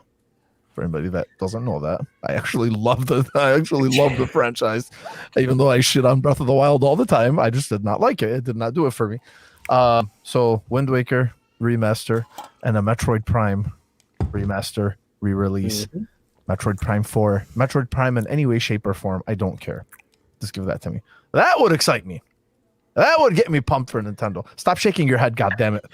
No. I like No, old Zelda. why? Dying Light 2. Why? Why? Dying Come on, Light Nick. 2 is going to be amazing. I'm Really. excited. Yeah, all 500 hours of it. Yeah, I can't wait to finish Dying Light 2 when I'm 47 years old. That's one weekend. Boy, to loop someone into a game is like, look how much content's in this game. I'm just like, all it screams is bloat to me. But I like the formula. But man, like that's just oof. Somebody on. So ironic. this is So why I much. think they're doing it. So if you guys, who's played Dying Light all the way through? Here, raise your hand all the way through to the end. I installed it. Does that count? I mean, whatever, you know. All right, so much I'll it. tell you what. I'll tell you one thing about Dying Light, guys. Now, as a guy who plays like when the game comes out, I'll play it probably like 5 times within like I don't know, like 5 years or something like that. Especially if it's good. Dying Light was one of those games, man. Dying Light is a game that I go to whenever I'm like, oh, you want to play a co-op game? This is a perfect co-op game. All right, so beat it the first time. Beat it the second time a year later, whatever, ended up finding out and like following the DLCs, ended up finding out they had multiplayer. Motherfuckers be on that multiplayer 24/7. When I'm saying, guys, there's an underground community for Dying Light, that 500 hours does not seem that bad or that crazy impressive. or whatever, man. Like, dude, That's- they will be playing it. They will be playing it. I don't agree. like I don't see that being crazy that much. Like, yeah, it is crazy to be like, oh, probably like platinum the game, do every side mission, do every little whatever thing. And I don't know if they're like, oh, if you do a second playthrough, are you gonna have to like take another path? And are they adding that in or whatever? I mean, I guess you could do that with Cyberpunk too. Like, oh, it's like 200 hours, all 3 playthroughs, all 3 classes or whatever, depending on how they're doing it. But yeah, I do believe that Dying Light has that type of world to where you want to quote unquote live in that game, if that makes any sense. Depending on how they do their upgrades, depending on how they do their environments, if they add vehicles like they did in the DLC to Dying Light 1, that will really mix shit up, because you're not only getting into that game to like kill zombies and stuff, like you'll be getting into that game to like drive around, do races, and like all that kind of side stuff. Like think like the Death Stranding extra content that they brought in or whatever. Like there's going to be a lot of stuff like that. Like, oh, it's just a first person do whatever, and there just so happens to be zombies and you can parkour, you know? So like whenever I saw that 500 hours, I was like, damn. But then I saw a lot of people kind of like, oh yeah, like this is a bunch of bullshit or whatever. I'm just like, no, it is not, dude. It is not. Like I guarantee you somebody's going to be on YouTube and they're going to be like, playing Dying Light 2 after 500 hours. This is what it's like. I guarantee it. But I hear you. Don't get me wrong. It's not going to be like the majority of the people who buy it. You know what I'm saying? Hardcore. But there is going to be that chunk of player base that who is this company again? Dying Light? Techland. Yeah, Techland, that they're like, yeah, like we got you guys hooked. You know what I mean? So that 500 hours is going to go a long way for some of those players. Look, man, the only positive memory that I have, I'm not shitting on the game. Okay, let's go. The positive memory I have of Dying Light is that's the game that Mike and I started brainstorming to create this podcast. That's Like that was it. We started playing Dying Light and we started brainstorming on. You got me into Dying Light. I had never played it. You're like, hey, you got Dying Light. I'm like, bro. Cool. You're like, well, why don't we just start playing it and just shooting this shit over? I'm like, all right. That's cool. So that was yeah. yeah. So that's what is it? Back, Mike and I feel saying a few months back, Mike and I were actually doing a co-op run of Dying Light. We were just messing around with that. Yeah, I remember that. We were just That's doing a the same thing you guys solid- did. We were just shooting the shit, playing it, and then we played the Hell Raid DLC, but we didn't finish it. Oh But yeah, we had a I pretty forgot good about time with it though. But that game Yeah, was the such levels. fun, such good parkour though, man. I'm excited. Yeah, to see where it especially when goes. you get like a little leveled up, you know, about mid campaign or whatever, and you can kind of do the basic Grapple things hook. faster or better. Your character really becomes that flow. So I'm really interested to see like what they're gonna do with 2 as you're like, what is that swing? I don't know. You're just like bar swinging into buildings, jumping down. You're gonna be like jumping over zombies, clearing like rooms probably with like your little weapons, or you're throwing daggers or Yeah. fire swords or whatever, and making choices too. I feel like that might be like something that they're trying to get into, and they're trying to make that like a thing. Like if you answer this question, it'll change this area. You know, and they're like, because this is what I'm expecting from some of these big AAA titles. As I was saying before about like the indie titles, I'm over them. I'm sorry, guys. Like I don't want to get into indies anymore. Go west, Mike. Oh man, I don't know how to say it. It's just like I do expect a lot from like these bigger games, you know what I mean? And when I play an indie title, it just doesn't give me the same feel. It's more like the mindset and the idea is nice, but the gameplay just isn't there for me on indie titles. Like even the good indie titles, you know, like I don't think like $40 games like Sifu, you know, and so I'm like, like that little bit of a black spot in my mind is just like kind of disgusting right now. But anyways, I feel like Dying Light should push that boundary. They should push that shit, because in the first one you're in like this field/city type of rural area, and then at the end of the game, the whole like last 25% of the game in the campaign is in like a pure cityscape, and it's called Old Town or Old City or something like that. High rooftops, nothing but streets and stuff like that. No open areas and stuff like that. So I'm hoping that with this dialogue and how you're making relationships with all these humans and stuff like that, like I hope that it does whatever that next level is. Like, oh, now you like have an area to drive over here because you like made the right decision or whatever. I don't know. You know, something like that. But I expect a lot from Dying Light. Yeah, I wish I shared your optimism, my fucking son. But, Sorry, if you played the first one, Mo, you would. yeah, Trust I me know. on this. I'm still buying it, but Oh yeah. whatever. Oh yeah. Yeah, that's cool, man. That's awesome. Man, I don't know. Oh yeah, wait. Pampa said right here, is Somerville coming out this year? Isn't Yes. it? I think It's it not is. dated, but it is this Good- year. It's not dated. It's not there. Good Yeah, shout good out, call, Pampa. Pampa. My son. It's a great call right there. Gotta finish inside, Mike. You gotta finish Nick, inside. Nick, did Yeah, you, that's Inside, yeah. I okay. will Somerville, finish right? inside. I will finish inside, Jordan, for sure. Mr. You're gonna Downey. finish inside. He's gonna finish it. You heard about Somerville, right? Oh yeah, replaced too. It's Somerville. No. It's from the dudes that used to one of the guys that was Playdead Studios that made Limbo and Inside. Oh, okay. See, I got that confused with the Yeah. furry high school game. Oh, Furry high school game. Destruction All Stars. No, Jordan knows the game I'm talking about. It's called something high or whatever. It was at a PlayStation. Goodbye, event, Volcano and it's High? basically- yes. Yeah, it's basically like, what if Life is Strange was furries? And that's the Oh game. yes. Okay. Yeah, I Okay, got I that mixed remember, up. But yeah. no, No. Somerville def- will be interesting if it comes Yes, out. man. Yeah. Heck No, yeah. definitely not my son. Definitely not here. Yeah. Okay. So, cool, man. Let's let me ask you guys actually, because do I or do I not? Do it. Do it. Do it. Do it. All right. Do it. No. Okay. Cool. I'm not. I'm gonna jump to PSVR 2. Okay. Yeah, I know. Yeah, I'll probably save time for that. We'll see. PSVR 2. Okay. So Sony finally unveiled it, and they officially titled it. The official name for it is PSVR 2. And I'm looking at the tech. I was looking at the tech earlier today. It's very impressive, man.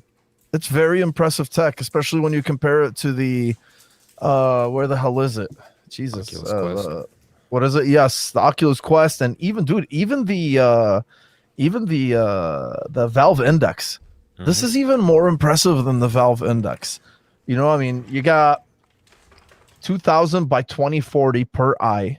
Okay, that's the resolution, which is higher. The next best is Oculus 2, 1832 by 1920.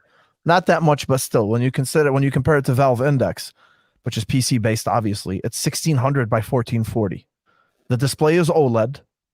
Okay, 120 hertz refresh rate, inside out tracking. So there's 4 built-in cameras. So if you're a sucker like me and you bought that fucking stupid ass camera that Sony sold you when the PS5 came out, worthless, stupid, dumb, sell it, because you're not going to get shit out of it and the resolution sucks. So I got suckered, and it's still packed in the box. Eye tracking, it's the only one that has it out of all of them. None of them have eye tracking. Audio, there's a headphone jack. It is corded. There's one cord that they said. Obviously, you need a PS5. That's additional hardware. You don't need a camera, and it has like these Sense controllers as well.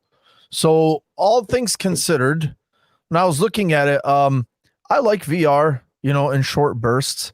I have a PSVR. I have a pretty healthy library for PSVR games. I never really got to them all.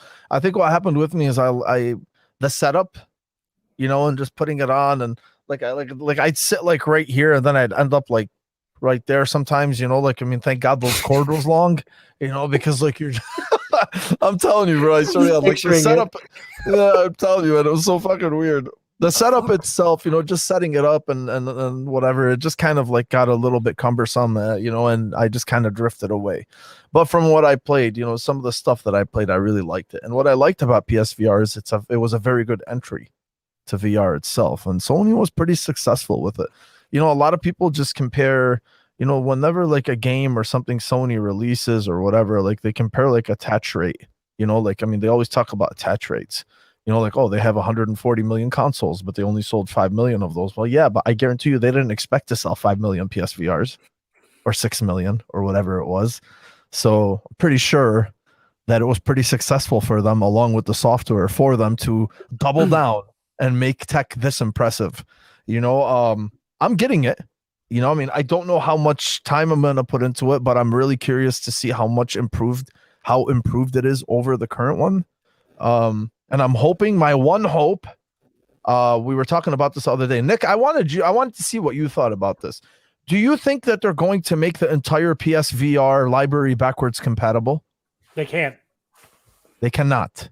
They cannot, because everything's based off of that camera. All that software is programmed off that camera. They would physically have to go in and rework every single PlayStation VR title in order to do that. See, that would see, that sucks. Like, that was one thing that I was actually hoping for. We have a great guy, Gene, who writes for lordsofgaming.net, and he does VR extensively. Okay. And he said the chances of backwards compatibility, unless they've figured out some form of backwards compatibility that they can run through the headset itself, it's basically impossible to get everything over.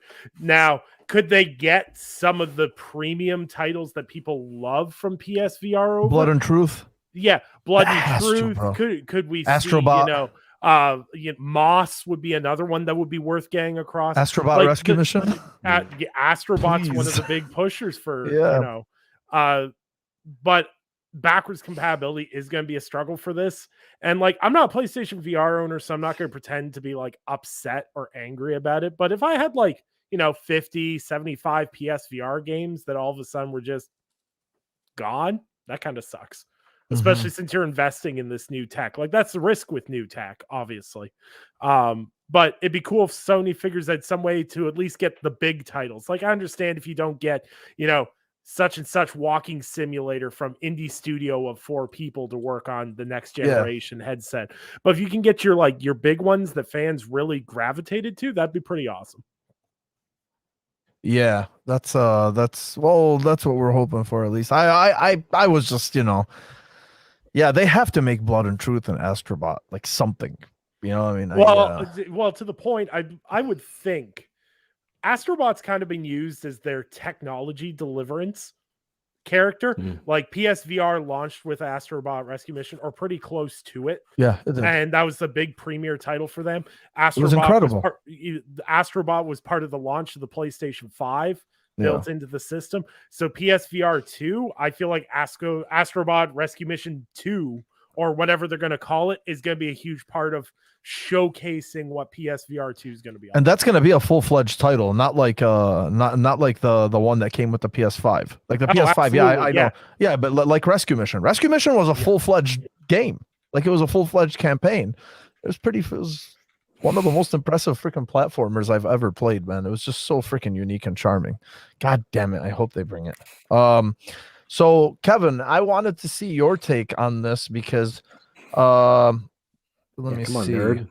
Gladiator. Yeah, exactly. I need the nerd. So he's saying the only thing Valve Index really has over it is the exterior tracking, making it more accurate. But other than that, PSVR 2 is better in every way. So if I'm looking at that chart, Gladiator, that they showed, so the exterior tracking. So the tracking, the PSVR 2 has inside out, it's called. So they have 4 built-in cameras inside the unit itself. Yeah. And the Valve Index has the Steam VR base stations 2.0. I don't know what that is, but I'm hoping at least like you guys can shed some light on that shit. Whatever. Actually, go Kevin. And actually too, like, to a point, I've seen a lot of people like going, well, the PSVR 2 is better than all these other headsets. Yeah, it's releasing 3 years after all these other headsets. It has to. Because if it released technically lower, that would be questionable. So it should be the most premium on the market. Yeah. Maybe. Mic drop. No, it's gonna be awesome. I mean, the tech itself looks amazing. It shares a lot of things with the headsets that are currently out there. The lenses are the same. I'm hoping that the PD pupil distance adjusters are just very nice, because that is a huge comfort / focus issue for people with weird ass eyes. Like the Oculus Quest only has 3 settings, and that's kind of a bummer. Some people kind of fall in between those, and you don't get quite as good of an experience. Some of the more exciting features, I mean, the controllers look really nice. The sense, whatever the hell they're calling them, the haptic feedback on the headset itself is pretty cool. I think they'll integrate the Tempest 3D audio pretty well. They'll use that virtual surround sound for people, and then the feature that stands out to me is and let me make sure I say it right because I'm gonna fucking butcher it. But Ah. the eye tracking, right? So the eye tracking, you say eye tracking, and you're like, what the fuck does that mean? So what they're gonna try to do is, because the PS5 is underpowered for in terms of some of these VR PCs, right? I mean, people are playing VR on $6,000 PCs. Yeah, of course. So the eye tracking will find the focus of your vision, right, and enhance the detail in that frame. So your periphery will be lower res or have some sort of DRS, going on with the periphery, because you don't really give a shit until you're looking in that area. Sure. Which is what people use now in games. Yeah. Like VRS. Is kind of the same thing where shit doesn't pop into frame, and they can do this now with the fast SSD and with the hardware they have. So I think that's going to be really cool, and that's going to be able to push more out of the PS5 than it should probably be able to do. And I'm hoping that really lends to full-on experiences and not like the Iron Man games and the fucking Batman games that we had, which were just like tech demos, right? They were Yeah. I want Half-Life Alyx's, I want that kind of experience for PSVR, and not just being something that you show people when they come over. Do you right? think Like, this check it tech? out.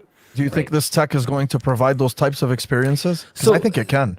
The headset itself I have no issues with. I think the headset itself is going to be amazing, right? But the headset doesn't have a GPU, doesn't have a CPU, right? I mean, it's just a fucking headset. It's what they're going to be able to get out of the PS5, and the PS5, those devs need to have good kits available to them, I think, and just need to kind of hone their skill doing VR, because it's a completely different ball game. Like if you've ever played Half-Life Alyx, you know that the people behind that are leaps and bounds ahead of fucking most everybody else in VR. Like that is the first real, honest to goodness, amazing I am in a VR environment in my house game.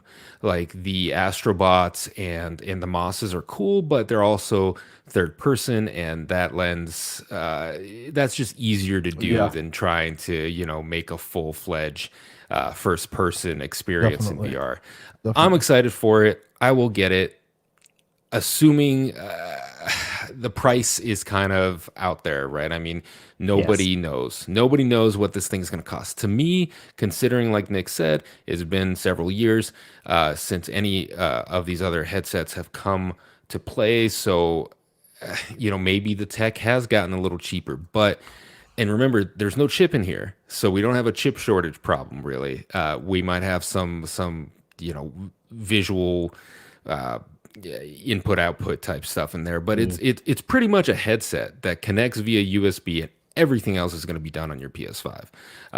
Other than the motion tracking, right? I mean, that information, there's gyro sensors and sensors on board. So I'm hoping that does keep the price down, because the Oculus Quest 2 actually packs a GPU in there, packs a CPU in there, right? And they were able to keep, and that was impressive, right? For $400, $500. So maybe this hits around 500. I hope it doesn't go much higher than that. I mean, I've seen numbers up at like 800 plus. Like if it hits at 800 plus, like what? I can't see it being priced more than the console itself. That's a hard ask. In kind of relative to the price, I think the biggest challenge that faces PlayStation VR 2 in general, and VR, like the VR market in general is going up way higher than it's ever been. Like Oculus Quest 2 has sold over 10 million units. Like people don't realize how fast that thing's growing, which is awesome. But the biggest thing is what the Quest 2 did is it removed barriers of entry. The barriers for entry for VR was space, because of all the sensors you needed, the cost of the unit and the PC you required to run that, to run your games. And the thing is the Quest is cheap. You can run almost anything on it, and you pull it out of the box and away you go. And with the PSVR 2, like I've seen some people kind of making a big deal about the one the one cord, but I'm like, hey, compared to the original PSVR unit, Yeah, no shit. this is a massive step forward, like in terms of console VR. Mhm. I think the biggest challenge that actually faces PSVR 2 isn't the PlayStation VR unit itself. I think it's the PlayStation 5 shortage that's going to create the most Yeah. issues for PSVR 2, because you're talking a PlayStation 5 exclusive hardware unit when you're struggling to produce to meet demand for the PlayStation 5 unit. So how many people that own PlayStation 5s are going to jump on board of VR compared to how many PlayStation 4 owners you had that were willing to jump on board for VR? I don't like using attach rates. Attach rates are stupid. It's a stupid metric to try to justify anything. But the thing is if you say, for example, if this headset landed at $400 and you're already a PlayStation 5 owner, you're like, hey, new piece of tech, you've got a Horizon game on here, maybe you have Half-Life Alyx. That's a pretty good attach, hey, I might pick that up, try it out. But if you can't get a PS5, you're not going to be sitting there and go, I'm going to buy the PSVR 2 for when I get a PlayStation 5. Right. Yeah. So until they solve the PlayStation 5 unit problems, I think PSVR 2 is going to be it's not impossible, but it's a difficult sell. And if they price too much higher above the Oculus Quest, you already require the console for this thing to run. So if you have the console, you're not worried about it. But you can just walk into a Quest 2 and you don't need a PC for it. That's the barrier of entry. The barrier of entry for Quest is a lot lower. So PlayStation needs to leverage its software to get people on board. That's a good point. I think, I didn't even think about that from the standpoint as far as like the not needing all that the tech that comes with some of those other big major VR headsets. And like Kevin was mentioning, all of the stuff that's in this one with the whole eye tracking thing, so you don't get esotropia, stuck like this. That's pretty cool. I think for me, yes, VR is kind of doing like a like a gangbuster moment right now where they're just selling like crazy. But I think the biggest thing we're noticing with that is like that the experiences that those people want are like those quick pick up and play things, like Beat Saber. That's the thing. So for me personally, if it's gonna be in the realm of like, I want to say no more than $400. Yeah.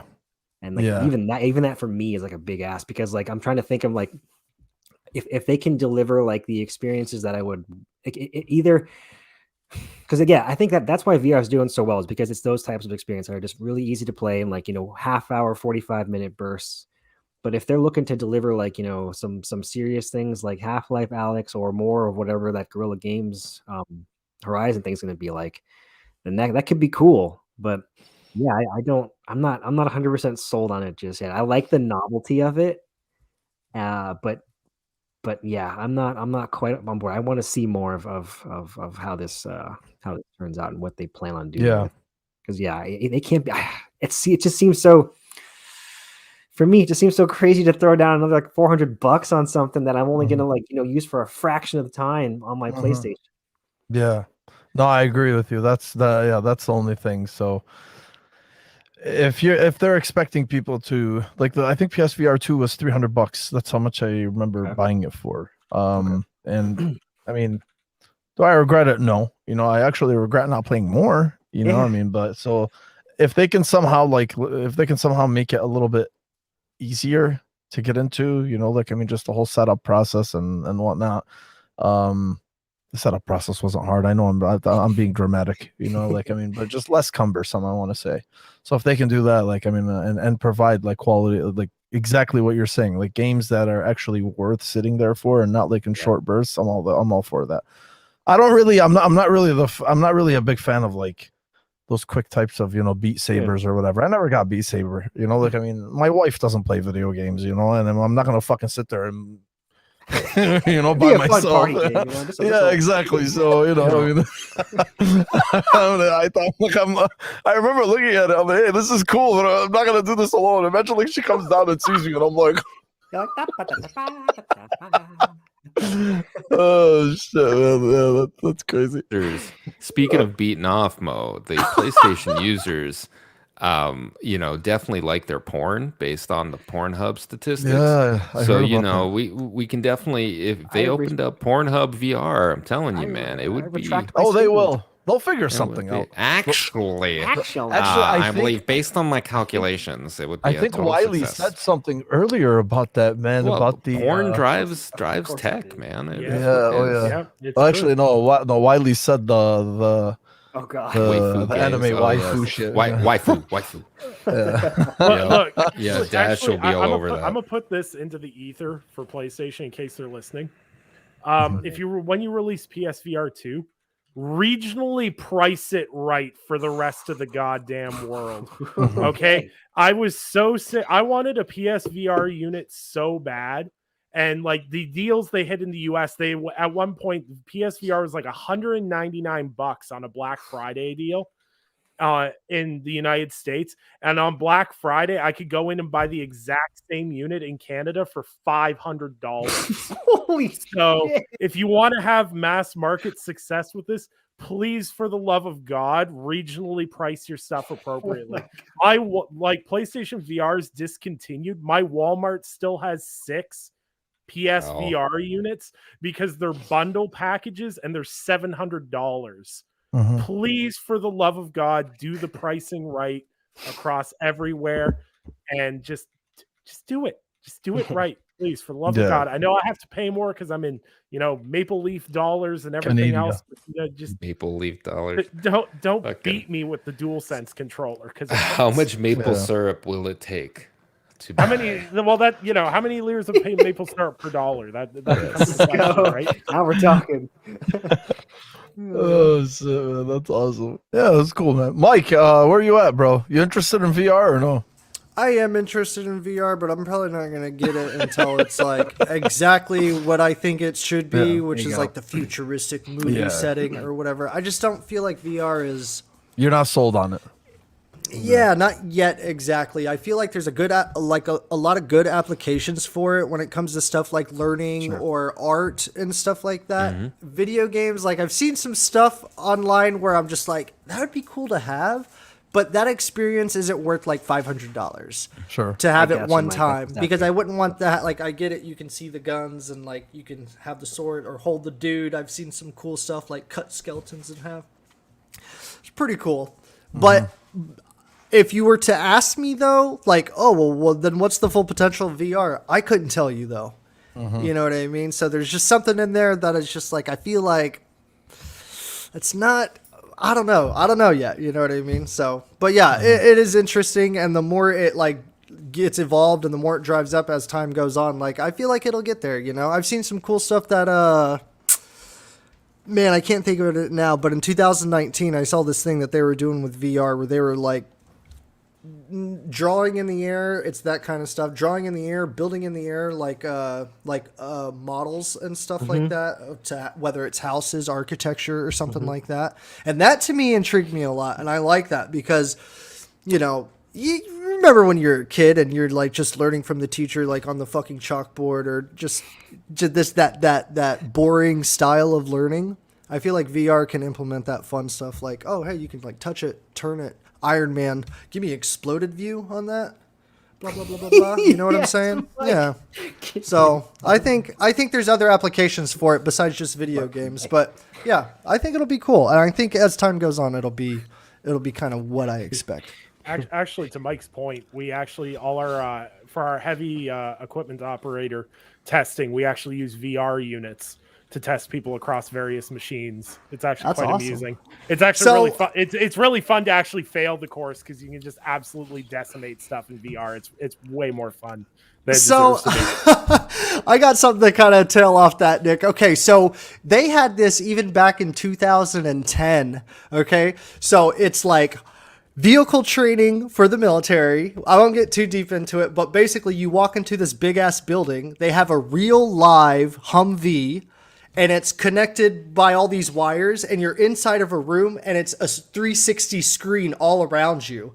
And you have mounted guns on the top for the turrets, and the vehicle's gas and brake work in tandem with the screen, and when you like push down the trigger, it like vibrates, and you see your rounds, and like you have like little virtual like enemies walking up to your truck, and you can run them over, you can shoot them. Like, I was like, yo, that is so advanced or whatever. Like, only for like 10 years later that it's like you're finally getting into the civilian's hands. It's like, oh, look, you can do all this stuff, and it's just like, holy shit, man.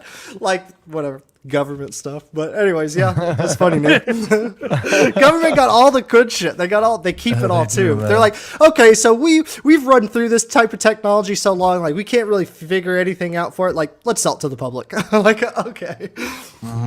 Yeah, no, I agree, bro.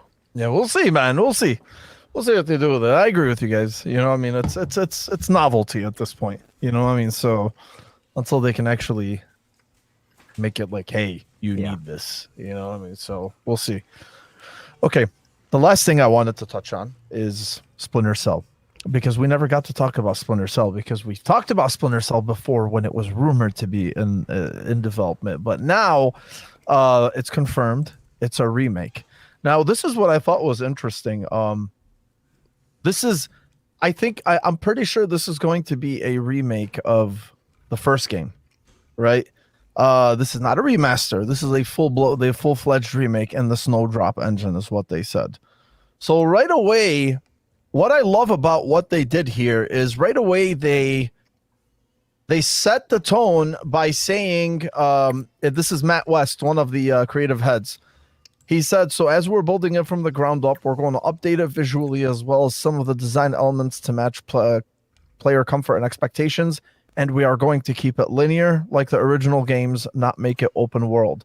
It's kind of like they were sitting there and just listening to all the shit talking going on, you know, and with so many people saying like, oh, what are they going to do? Are they going to make Splinter Cell an open world, including people like me, you know?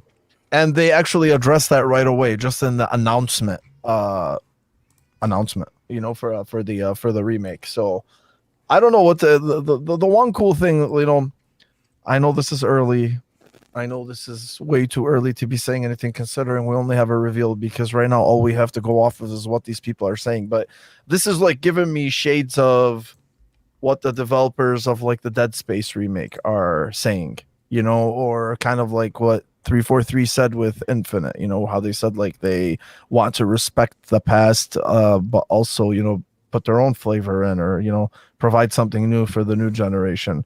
And I appreciate that. I like that. And they're actually saying that. And to me, honestly, like, I mean, if you're remaking it, that's cool, because apparently like this is going to be the first step, you know, I mean, and I thought it was interesting that they don't want to continue the series from where it was.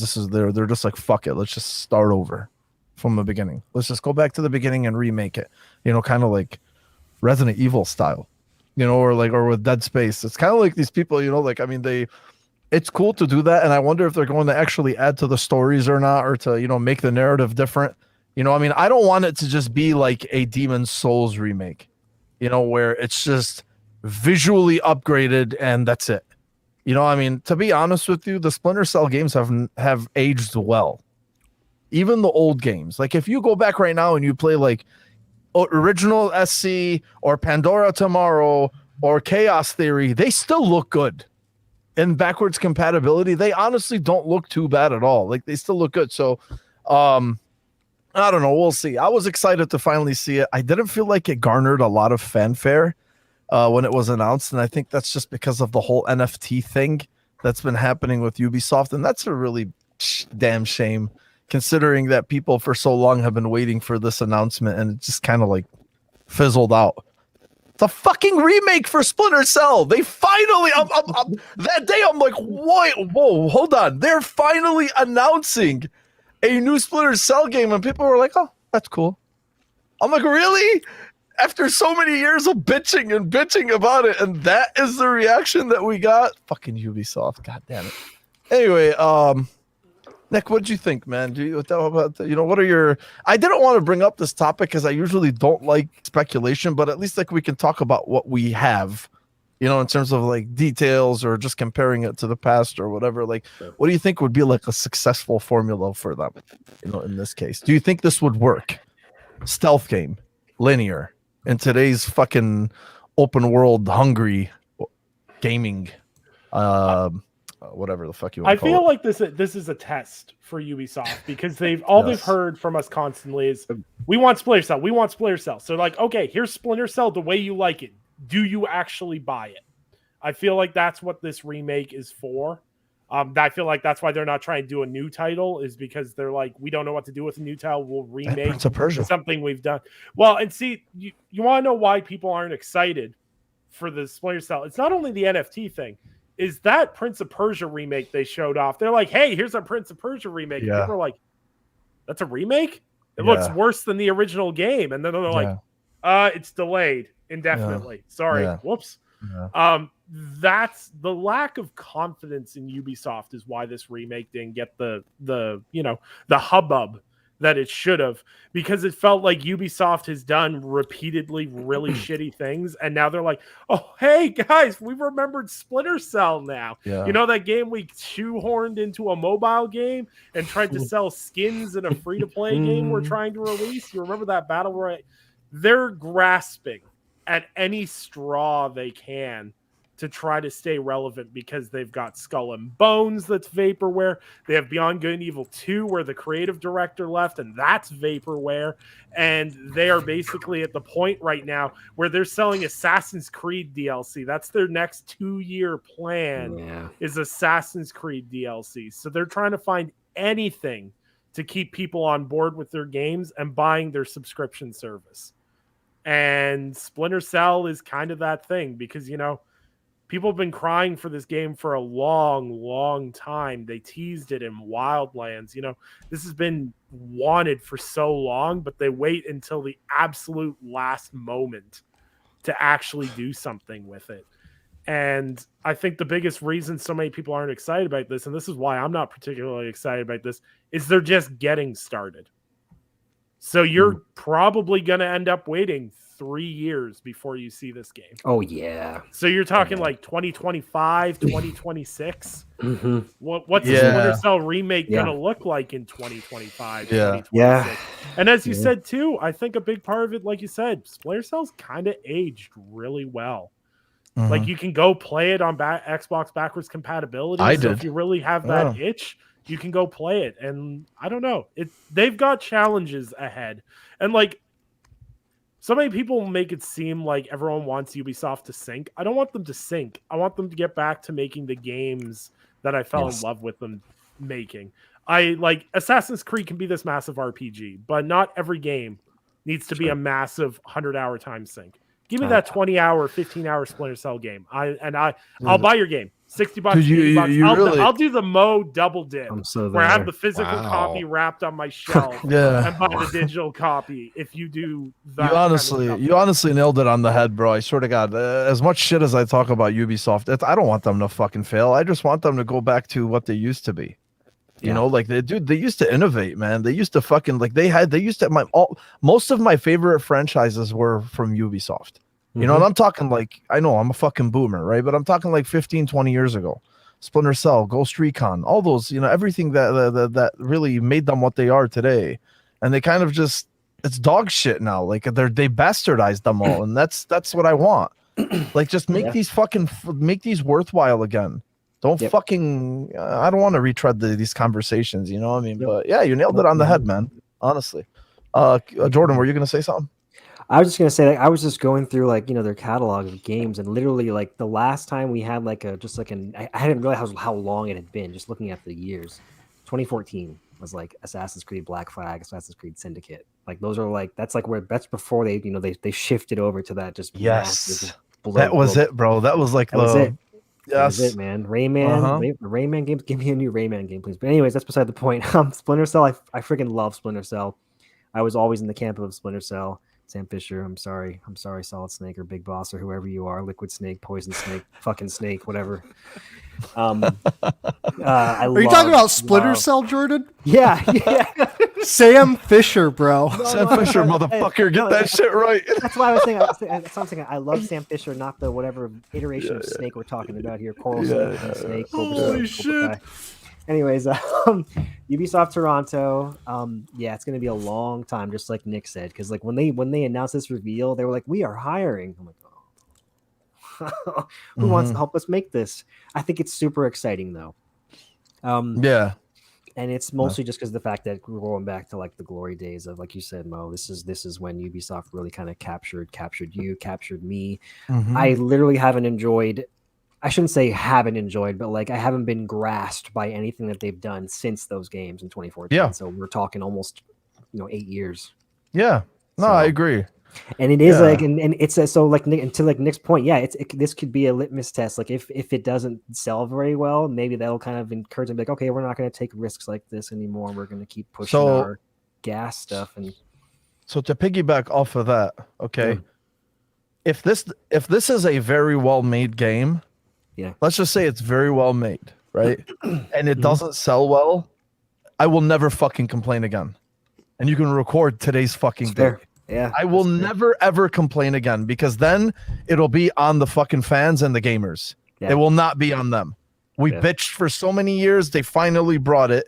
I bitched for so many years, they finally brought it. Mhm. And if this is not commercially successful and they just say, fuck it, we tried, it didn't work, then I will Right. never complain again. And I'll Sure. just tell all of you guys, fuck you, don't ever ask for Splinter Cell again. Right, Ever. right. You know what I mean? So yeah, and even if it's not commercial, that's why I hope it's just, I hope they Oh, just shit. really just honor the game and just really knock it out of the park. Because like you think about the other games that are still friggin' awesome, but may not necessarily like commercial stuff, like the Dishonored games and Prey. Like they're still fantastic games and we still got them, so we can always rest on the take solace in the fact that they're here and we have them. So as long as we yeah. got one more ride with Sam Fisher, I'm cool with that. Yeah. I mean, I want more. you know I what I do mean? But- too. I do too, man. Yeah, we'll see, man. Even again, like that's the even with I was surprised, honestly. Like, I mean, yeah, I know it didn't look the best, but even with Sands of Time, right? Yeah. Sands of Time is a treasured game in the Ubisoft library. Like, it is treasured. You can't fuck that up. You know, I mean, and just the reveal itself, it was very underwhelming. Like, I get it, it's a new studio, Ubisoft India, but I hope I hope this studio is impressive and has impressed corporate enough for you to hand them one of the best games you've ever made as a publisher. You know, the remake, the remake rights. You know, like, I mean, the right to remake this. So we'll see, man. You know, I mean, it's I'm excited. We'll see. I don't know. Yeah. Nick, actually, I did I get your take on it yet, man? Nick led. Yeah, I did. Yeah, I did. Kevin? I'm still here. Yeah. Hi. I'm trying to figure out whether you're a bigger Halo stan or God of War stan or a Yes. Splinter Cell stan. or Assassin's Creed Ezio trilogy stan. Ezio. I think Okay, totally yes. got the end Alright. today. Yes. I Those too are love like- Splinter Cell, guys, but I think they're gonna fuck this all up. Really? Oh yeah, they haven't done a good thing in like fucking 10 years. I have no faith in Ubisoft. They're gonna fuck this up. They're gonna NFT it. They're gonna fucking do something to it, and or maybe it'll never come out. That's actually the better option. If they don't, I'd rather them not release it than fuck it up completely, honestly.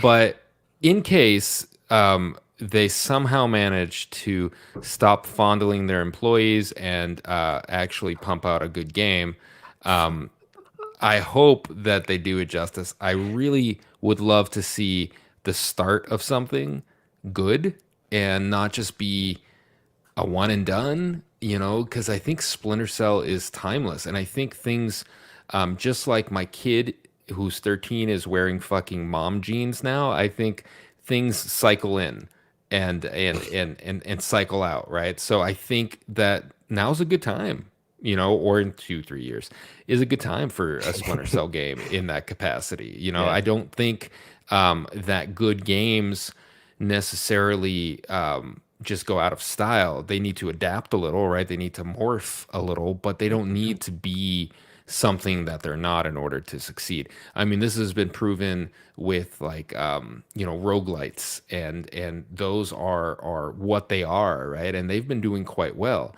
And all it needed was kind of an improvement on making it more accessible, or advertising, or just general market spamming the market with them, right? And people started getting into them.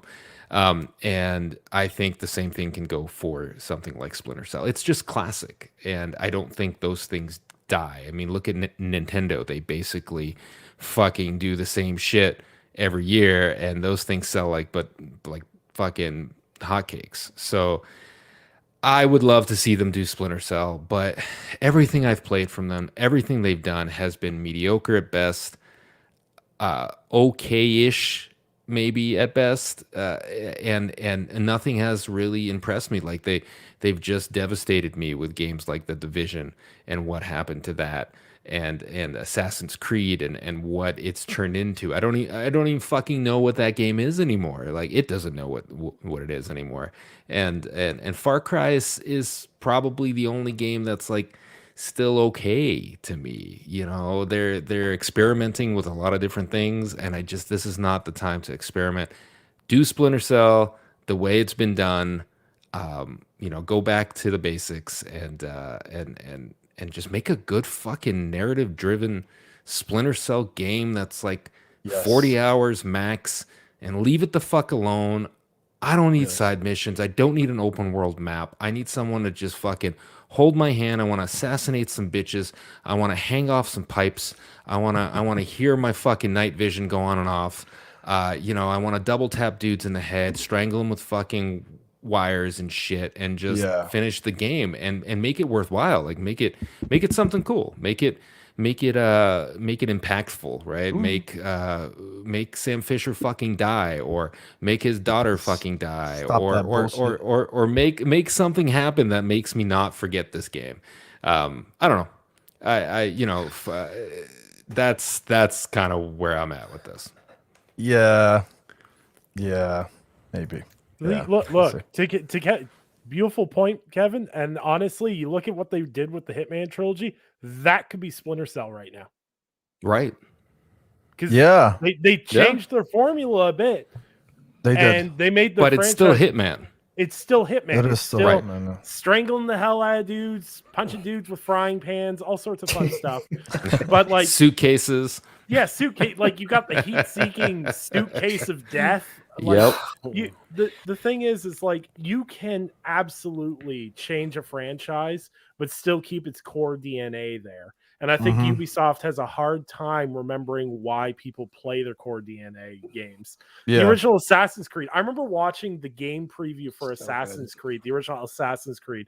I think it was Jade Raymond who was doing the walkthrough on Spike TV. It was. And they were showing how you could scale this chapel and how you could scale all these buildings. I remember going, holy shit, this is the future. Right. Where we're going to be able to climb anything. There's no invisible walls. This is the future of how games function. And Ubisoft was always on that curb, and now they just copy everything.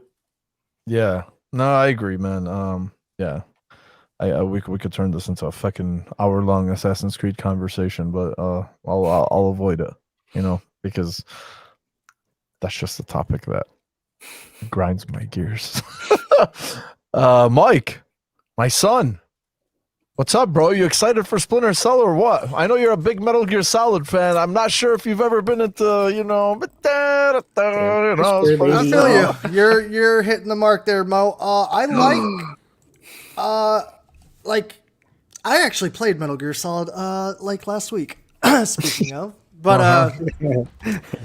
But yeah, okay, so let me start off with Ubisoft real quick, and then I'll roll into Splinter Cell. So, Jordan, you made some good points there. I'm going to add on to that 2015, 2014 time period, old motherfucking Syndicate, because I specifically remember buying that game and playing it until my fingers were bones, basically. I really like that game. Awesome.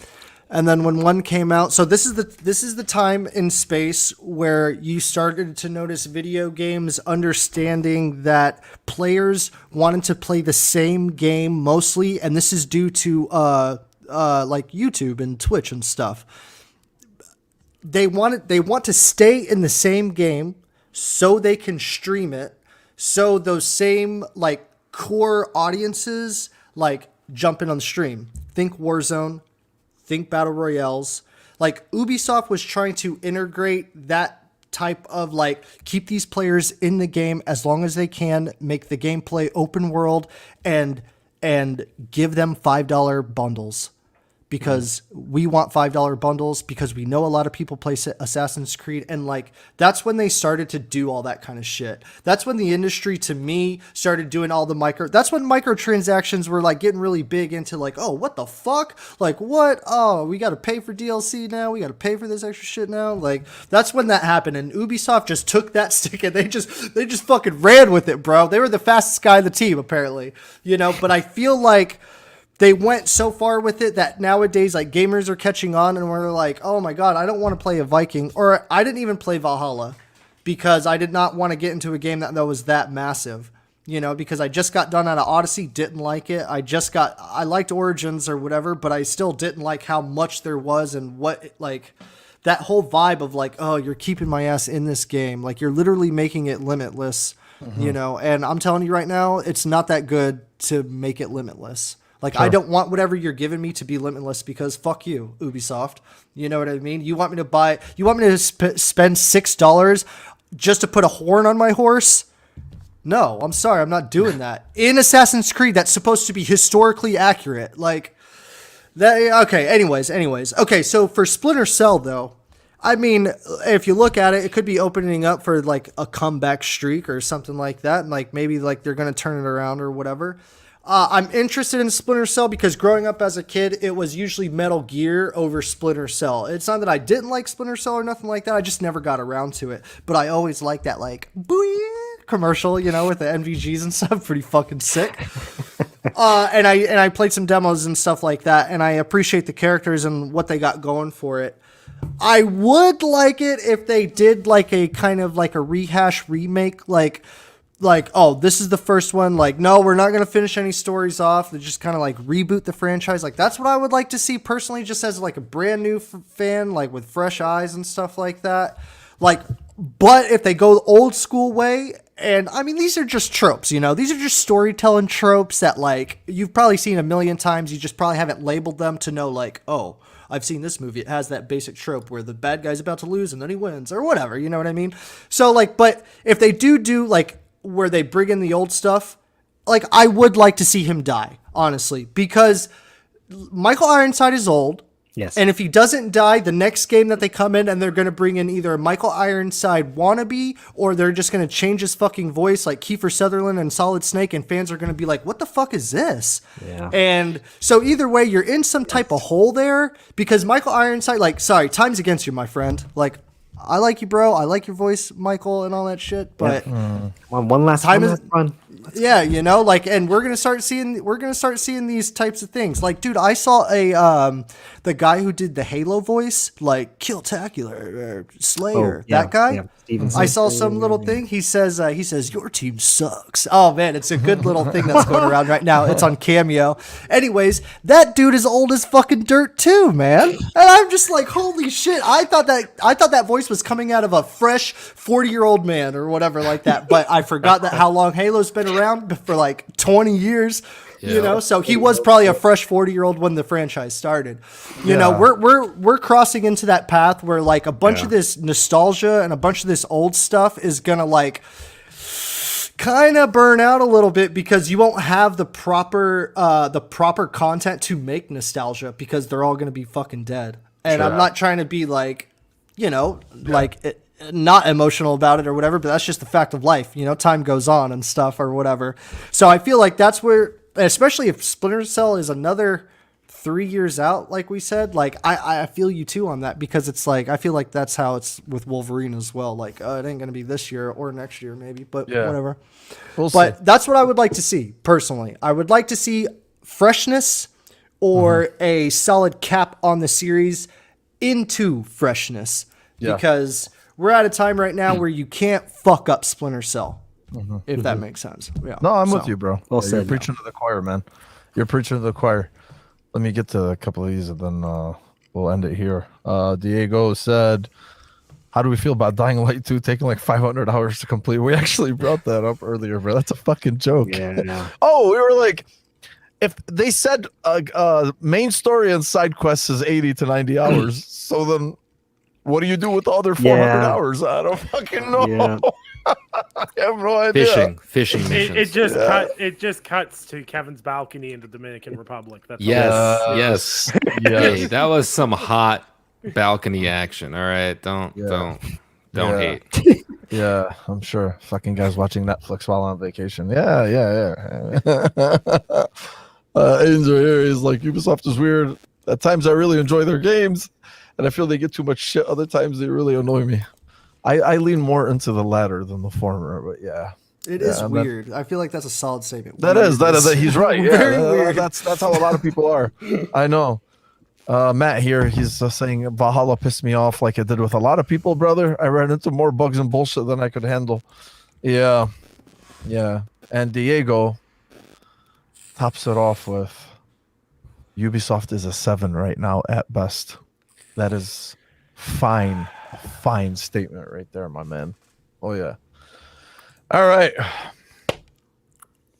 That's it for 74, my friends. It was a good fucking show. Good conversation, boys. Welcome to 2022. I want to thank Nick, my son. Thanks for joining us, man. Last minute, open Saturday. Yes. Appreciate you, brother. Always open seat for you, baby. And where can they find you, bro? Well, if they want, they can find me on Twitter and OnlyFans at Nicholas_Downey. And you can find all my written work at lordsofgaming.net. Yes, sir. Better read his shit. It's fucking good. And everybody in the chat, guys, every one of you, thank you guys for joining us and being with us Saturdays, or at least for tonight. We'll be back on Sunday next week. And I think we said this before too. We're thinking about maybe changing the day, maybe not. We don't know. It'll depend on how it falls in place for everybody. So we'll see. But anyway, it doesn't matter, man. Saturday night, Sunday night, it's always fucking awesome to be with you guys. So thank you for being with us. Happy New Year to all you boys and gals and every one of you that came out and joined us. Really appreciate you all, man. Thank you. And subscribe. Like and subscribe, baby. Like and subscribe. Some housekeeping stuff, Jordan. Any housekeeping stuff that we need? No, I did want to just say thanks Glasses again, are Diego, off. for Shit's putting about to this get intro real. together, my man.